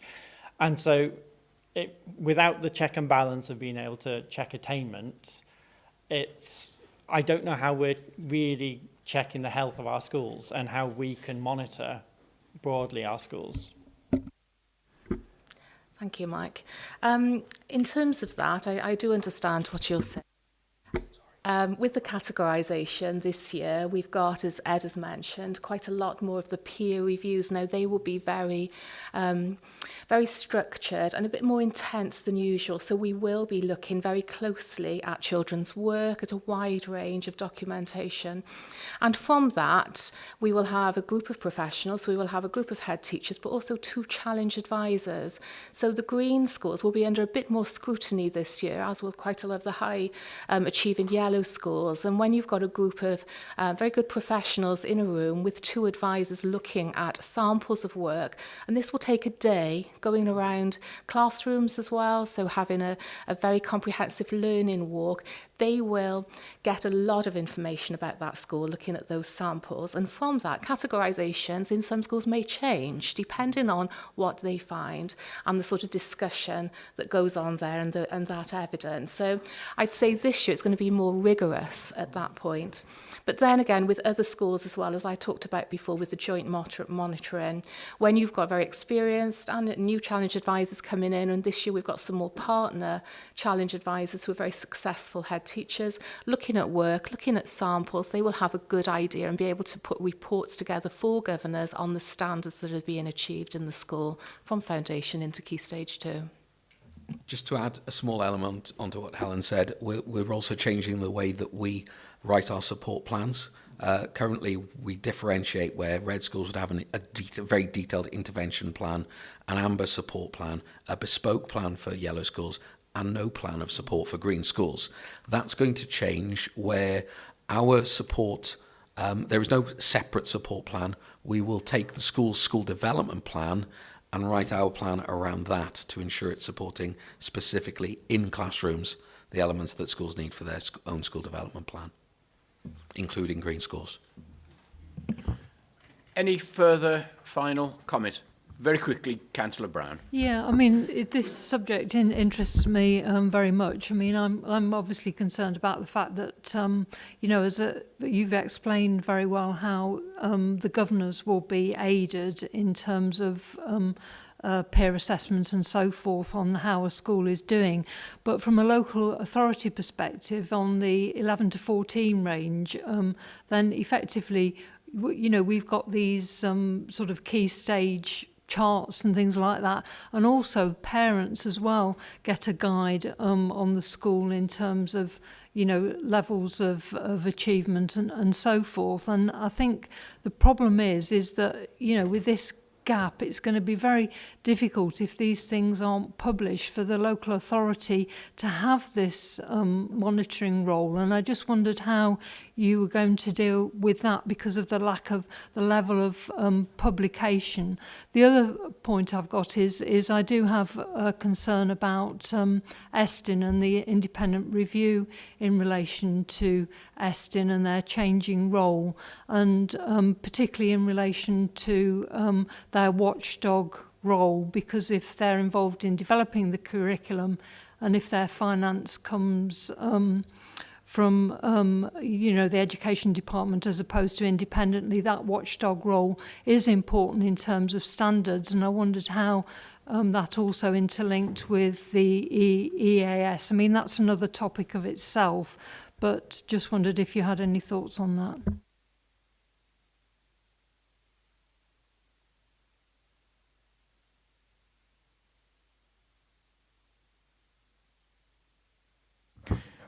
I'm sorry to surprise. Thank Sorry. you very much. I was just about to ask.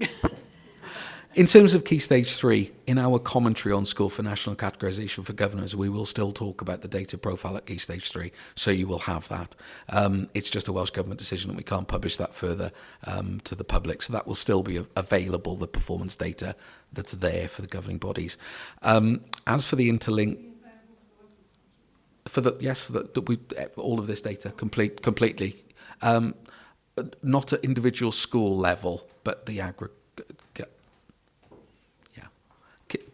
Okay. And then the Estin question. I don't think we can comment on the interrelationships between Estin and Welsh Government and EAS in that. Go on, Helen. I think also with Estin, after Professor Donaldson's report on Estin, there is still quite a lot of consultation and discussion going on in terms of what their role will actually look like, and we don't have that definitely at the moment, do we, following Professor Donaldson's report? So, as Ed said, I don't think we can, give you more information on that. Yeah, because obviously the concern was he was mentioning getting rid of this traffic light system, which, you know, is obviously of concern because you've mentioned that in terms of helping assessment. Thank you. Okay. Mr. McLean. Just very briefly, I think one of the challenges for us will be, you know, as a border authority, you know, we are seeing such a significant divergence from England now that I think for everybody it will be difficult. You know, we're moving away from positions whereby, you know, I guess in a sense the transparency of outcomes around publication and so on was seen as very important. We've obviously moved away from England already in terms of GCSE outcomes. So GCSEs in England are no longer on a grade basis, they're now on a number basis. So I think there'll be an important role, I think, for the EAS and the authority ourselves to actually keep members really abreast of what the changes are, what it means, and to give you a sense of assurance that we are really very closely making sure that our children are achieving the best they can through our schools being the best they can. But it will be very different, and a lot of the things that we might have taken comfort in the past will not be there in the future. And I think that's kind of, I think, sums up the area of development for us. Thank you very much.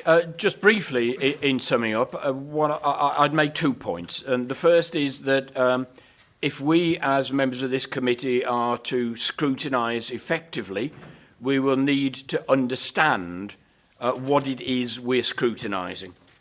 And the second thing is that those of us who are school governors, people may well look to us to provide some source of understanding of changes that are going on, knowing that we've had presentations like the one we've had this morning. So my plea at this point is that you don't just put the folders down when you get home. There is an awful lot of new stuff here, and yet it is still really just skimming the surface. But it's important for members of this committee, if we are to do our role properly, that we actually take this document away and look at it with some care and some detail. Okay, could I thank you both for your time? You've sat through a long morning, and we appreciate that. There's an awful lot, and let's hope it continues to raise standards for our young people in Wales. Thank you very much indeed. At this point, we lose not only our EAS representative, but I lose my vice chair as well. I will struggle on through the rest of the meeting, but thank you very much to all of you. If we could move on then, we're now going to talk about funding and the outcomes, outturn statement. Probably the only two people in the local authority who need to come to work in bulletproof vests. But I'll hand over to you so we can have a look at where we are with the funding arrangements. Yeah, what we'd like to do in common with previous periodic reports is that the report is really twofold. Members are expected to have a general understanding of the situation, and we'll go through that in a little detail, but then also focus on the specifics relating to this selects portfolio in relation to social care and health and children and young people. I've been well briefed on the social care aspects, can probably volunteer perspective on that. I'll leave Nikki to give you any detail on the children and young people side of it, and after we've given our presentation, we'd be happy to take any questions. So, probably it would be fair to say that there's generally a half-life to any financial information, and actually acknowledging the fact that this went to Cabinet before the summer, and that you've had the summer recess now, and that even though this reflects activity for April and May, we probably also have the information available to us around June, July and August, so we can probably update you with some of the more recent prospects as we go through it. So the general perspective is that we anticipated at month 2 a revenue forecast of £471,000 overspend. We're always a fairly dour bunch in accountants. I suspect that will probably get worse through months 7 and 8 before it actually gets better, because there are some optimism biases, some of the figures.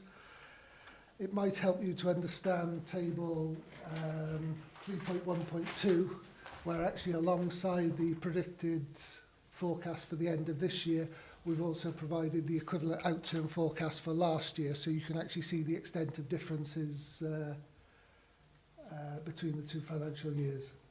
Capital programme at month 2, when you speak to any service manager, they will suggest that they will fully spend the capital resources that you've allocated to them, and through the year there's an increase in slippage, whether it be through inclement weather of schemes that can't proceed through the winter months, or whether it's through problems with the projects that have necessitated a slower burn on those projects.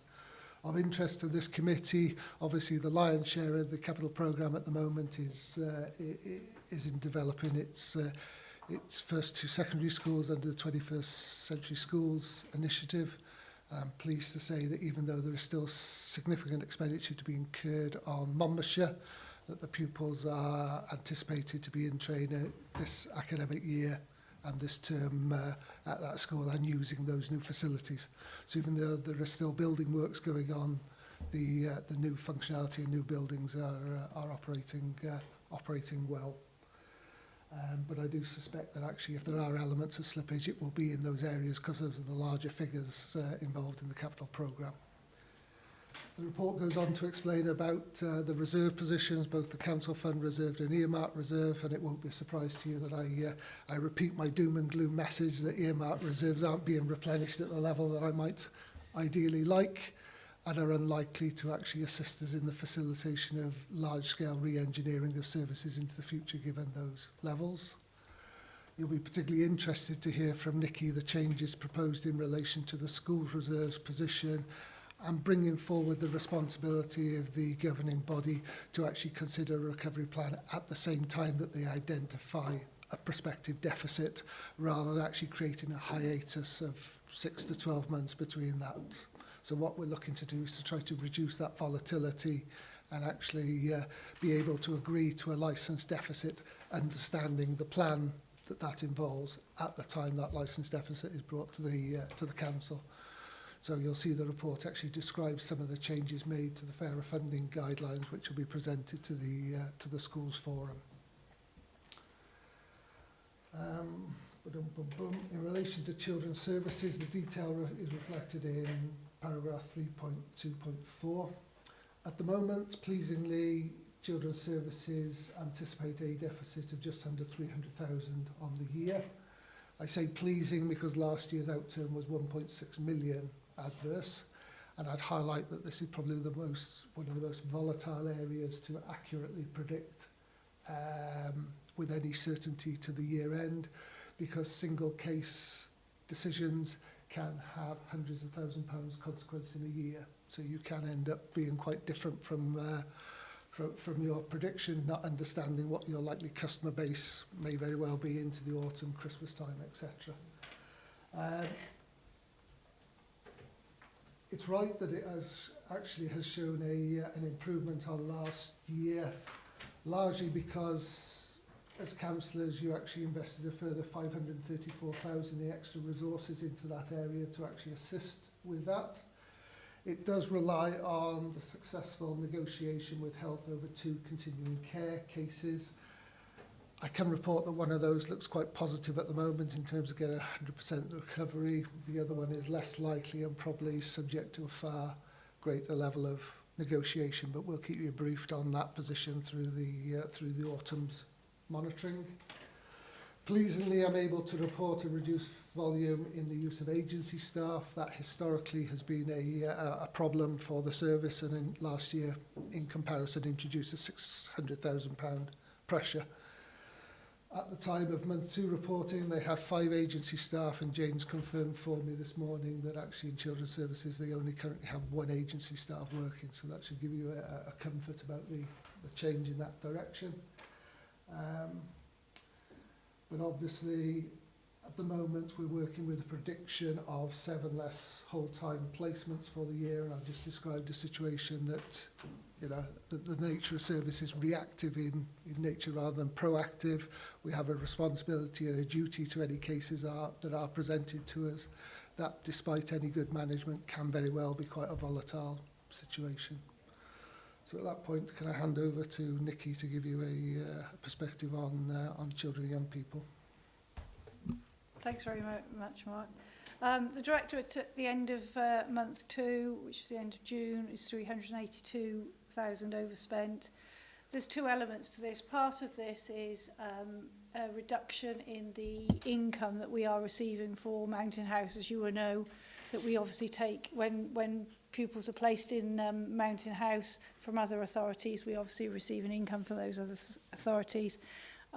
We have seen a reduction in the number of children that are coming into Mountain House. It's a continuing trend that we've had. You will also be aware that you members voted in the budget process to increase the placement costs for Mountain House. I don't think that is an impact, that has had an impact. I've had no correspondence from any local authority querying that increase. I think it's just the trend of, unfortunately, what we've seen over the last few years. The other element, which is good news for our pupils, is there are a number of pupils that have additional learning needs that were due to leave school at the age of 16 this year. Good news for those is that they are staying on to post-16 education, which is obviously very good. However, obviously that brings costs to support their placement going forward. You will note that we had savings of 631,000, and these have been achieved at this stage. There are, obviously it's been RAG rated, and there are ambers around the ALN proposals, because although we're saying that the service is overspent, we're obviously saying that the savings have been achieved because they were targeted savings rather than just the general savings around the directorate. The details of all the savings are made in the report. Mark has covered the capital costs for me, so I won't go through that. I don't know whether, shall I move on to schools now? Yeah, okay, so if we move on to schools now, we had an opening balance of schools of 175,000 surplus. We are anticipating at month 2 to use 797,000 of that, which will obviously see a collective deficit around our schools of 622. We started the year with 12 schools in deficit, and at month 2 we are anticipating 17. Cabinet have agreed, and Mark's alluded to this already, Cabinet have agreed to change the wording in our fair funding document, which will go out to schools in the next week or so. The fair funding document previously said that schools can go into a deficit provided that collectively there is a surplus within our schools, and that a licence deficit would only be agreed once a recovery plan was in place.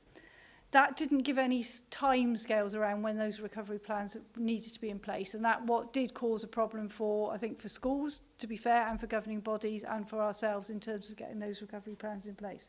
So in summary, the changes, which are detailed in your report on page 83, in summary, it will be that schools need to agree a recovery plan within 6 weeks of going into a deficit. So where we're at with schools now, previously in a surplus and now forecasting a deficit, we will be expecting a recovery plan to be agreed with the governing body within 6 weeks.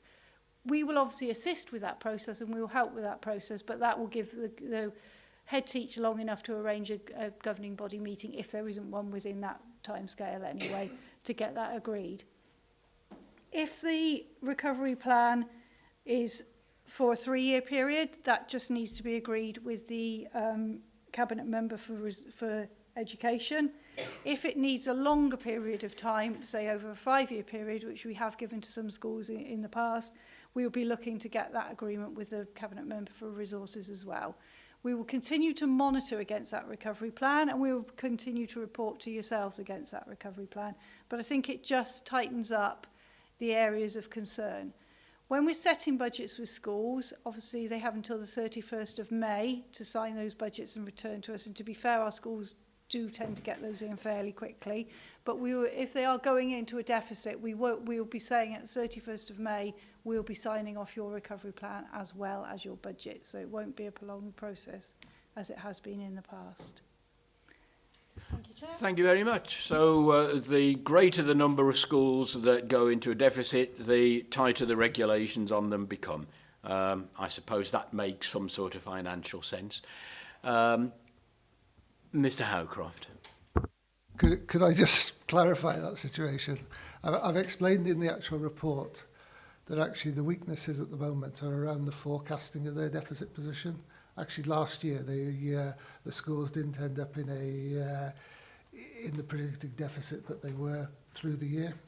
This is designed to actually get governing bodies to actually think more about their forecasting and whether they actually need to make any remedial action than it is remedying a situation that will actually mean that there'll be 620,000 adrift at the end of this financial year, hopefully.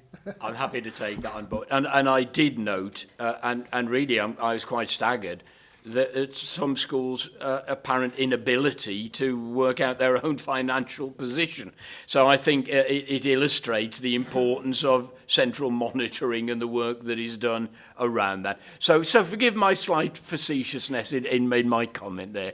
Over to members for comment and questions. Councillor Brown. Yes, thank you.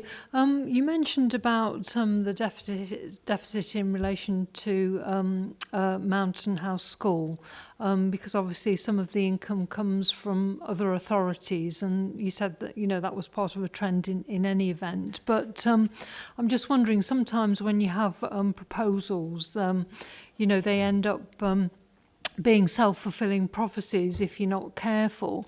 And I wondered really to counteract that, in view of the fact that the report going to Cabinet suggests that the status quo is going to be maintained in relation to Mountain House rather than have more internal Monmouthshire pupils, to make it more attractive to external sources and therefore include that funding, whether the uncertainty for outside the authority could then be removed, which may actually help that income source come back in again. I mean, it's just a suggestion, because sometimes if you put forward particular proposals, they do have a knock-on effect, which wasn't necessarily intended at the time. Thank you.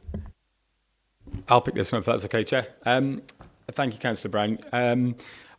Following the publication of the proposals in March this year, I don't think we saw any reduction of the children who are currently at Mountain House, other than those who left school at the end of last summer term. The change that we took through Cabinet yesterday was that it should remain the status quo, as in the proposal for change would not be taken forward. However, what we will seek to do now is, working with the school and colleagues across the region, is look to understand the real need for that type of provision in Monmouthshire, because obviously the review predicated a significant change to it going to boys and girls over a full age range, and with an additional designation with ASD as well. So we're going to look at that much more fundamentally. It is a school that has a capacity of 55 students. I think currently there are around circa 25, 28, I think, students there. Of that population, only 5 are Monmouthshire students. 4 of those are in year 11. So next year there will be 1 Monmouthshire student there. So it's a school that we must look at in terms of its ongoing future. We must find the best use of that asset, but most of all, and most importantly, we must find the best way to support our vulnerable students. So it's a piece of work which will restart now in light of the decision not to proceed with that proposal for change. Thank you very much for that answer, and also for raising that important issue of maintaining a facility for a very, very tiny number of our own pupils. And I think that's certainly something that as a committee we would want you to report back to us frequently as we go on with that. Next question or comment? I wonder then if again from the chair, I could just talk about the overall funding formula, which is called fair funding, and yet we have 4 comprehensive schools, 3 of whom are apparently currently in deficit, and the 4th in the black, but being monitored until there's no tomorrow to sustain it in that position. And the report actually making the comment that with 17 or 18 potential deficit schools by the end of the year, we simply as an authority have not got the resources to offer that level of scrutiny to individual schools. My question is simply whether fair funding is a misnomer. It isn't fair because some schools are finding it extremely difficult, and whether this isn't a point, having dropped the arrangement last year for a year, we now look fundamentally at whether the whole basis needs to be looked at in detail and possibly revised. I think you'll recall that this year, we actually invested in our secondary schools in terms of around exam fees, which was a significant pressure for our secondary schools. I think, to be fair, it's been recognised that the funding for schools, the pot, as you know, the budget is restrictive around that. And I'm not certain that it's the formula that's causing the issue. I don't think it is the formula that's causing the issue. I think it's the amount of money that is available that is causing the issue. That is obviously, you know, the same with all services across Monmouthshire. The formula will allow 2 like-for-like schools to be treated exactly the same, and they will get exactly the same amount of money. We haven't got 2 like-for-like schools, obviously, within Monmouthshire. But I do think, you know, we are constantly looking at the pressures around our schools, and we are constantly bringing those to the front where there are pressures, as exams fees is a very good example of which. Okay, Mr. Howcroft. Could I offer just a couple of pragmatisms? I mean, the fairer funding formula is designed to attribute a pot of money to schools. My understanding is that the Schools Forum has decided that it wishes to revise its Monmouthshire one and will be approaching it on a Gwent-wide. We are looking across Gwent, yes, but what we have said is that we will look to try and use the same formula, but if we take, for example, additional learning needs, it won't work the same in Torvine as it will here. So what I'm trying to suggest is that schools are actually engaged in that. I think you will always find that there'll be certain schools that will feel advantaged and others that will be disadvantaged. The ultimate problem is the amount of money that is actually being allocated or apportioned across schools. We appreciate working in the public sector, that the public sector is bearing the brunt of the austerity situation. There is less money coming into the public sector. Some of the things that we're judged upon don't seem particularly fair. We still are judged as councils on a continually improving agenda, and yet as a smaller council we're taking £5 million out of the equation every year. It wouldn't be intuitive to me that things will get more bespoke, better necessarily in an environment of taking those resources out. But as councillors in actually deciding how you split up your budget, you have some increasingly very difficult choices because you've got a lot of products across the local authority. I don't know many companies or organisations that have the same product base that you do. And you have customers that have different opinions about their relative worth of those, depending upon where they are in their life. So if they have children, they will place a great emphasis on the educational services. If they're towards the latter part of their life, then social care will be important. You will get relative priority. So it will be very difficult for you as councillors to agree a situation that is equitable, that everyone will agree with in relation to the money that you have. And you do have about £143 million net expenditure to allocate per year, and you can do lots of things with that. But it does increasingly involve you making choices. You've recently made a choice around the investment in discretionary leisure services and what that means in terms of keeping that funding going for a period of time. Well, we've still got a declining base of funding coming into the council, and yet the council will be getting smaller. That's going to have a greater effect on those services that are still within the council. So at the moment, it's not going to be a very satisfying experience in allocating those resources. I think you do a fantastic job when it comes to council at the end of the year, trying to manage and weigh up those sometimes competing demands. But I probably would agree with you that it's not the most equitable way of doing it, but I can't immediately think of a solution that would satisfy the conundrum that is local government at the moment. Yeah, thanks for that. Was it Winston Churchill who once famously said that democracy isn't a good form of government, but find me a better one? and I think this is, collectively, we're all faced with this dilemma of wanting to provide world-class services and yet every year having money reduced from our resources to do that. Thank you very much for your honesty in bringing this report to us and not hiding anything and even accepting with a smile the facetiousness of the chairman. Thank you very much indeed. If we could move on then. So we're now at... now, at this point, rather than moving on to agenda item 8, while we have Ms Wellington sitting with us at the front, with your consent, I'd like just to detain her for a couple of minutes more because she has to respond very quickly to requests from the Welsh Government who are looking at the eligibility criteria for free school meals. And this has come about, I think, quite specifically as a result of the introduction of universal credit, which is having the immediate impact of making a huge percentage of the children in Wales eligible for free school meals. So, Ms Wellington, would you like to very quickly take us through this?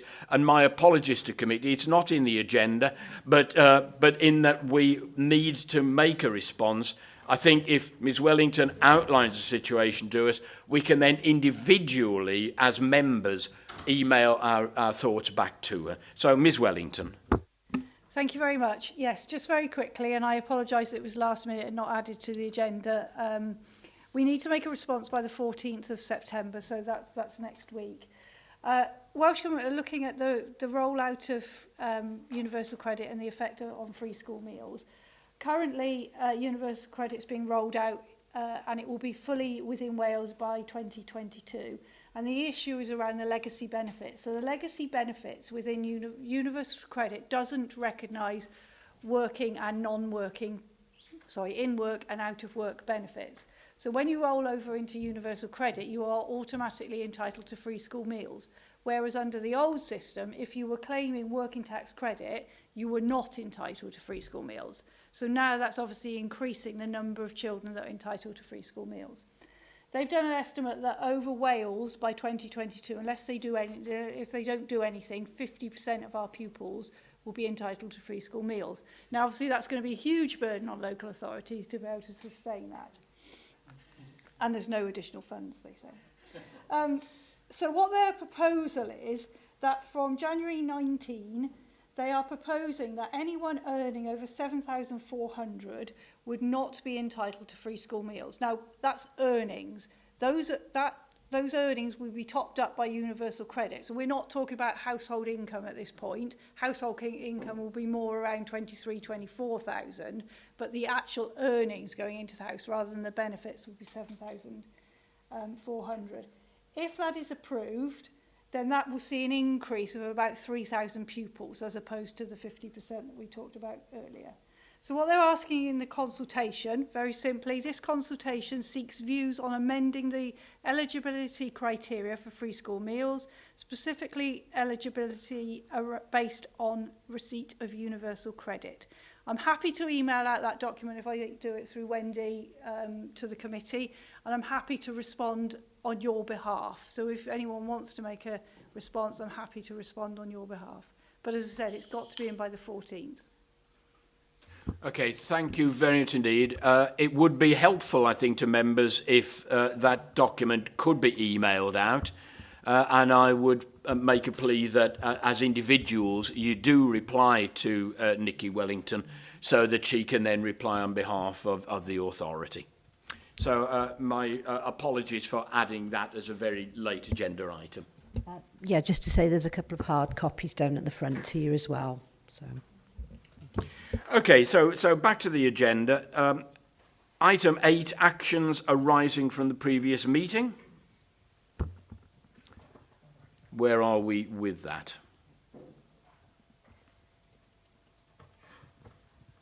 Right, okay, we've got the previous actions here. The last one was emailed to yourselves, and it is an addition that the increased apprenticeship opportunities be available within the council. It's certainly something we're trying to encourage across all roles.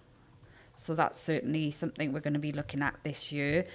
With the ANL review, Will came and spoke to you regarding that, and we've agreed that the consultation to be extended by 1 month. So obviously, if you've not responded, now's the time. Thank you very much.